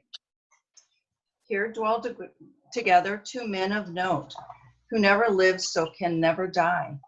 How very near they seem, yet how remote. That age before the world went all awry. But still the game's afoot for those with ears, attuned to catch the distant view. Halloo. England is England yet, for all our fears. Only those things the heart believes are true. A yellow fog swirls past the window pane as night descends upon this fabled street. A lonely hansom splashes through the rain. The ghostly lamps fall at 20 feet. Here the world explode. These two survive, and it is always 1895. Amen. Amen. Great. Thank you, Well done. Steve. It was a great idea and great meeting. Yeah, Thank you. Thanks to everybody who joined, and it was wonderful. It was so good to see you all and interact. Oh, with each other. yes. And Yeah, this was great. All of us with our long hairdos. Mal's barefoot for life. Hi, Peep. It's fantastic. We get to see I'm it. glad we got to see Oh, Steve, before we go, does everybody know about Vince Wright, that he probably had the virus and fortunately is on the road to recovery and everything? So if anybody hasn't heard about Vince. That's good to hear. Michelle's service that she works in had 2 deaths. Oh, damn. And so it does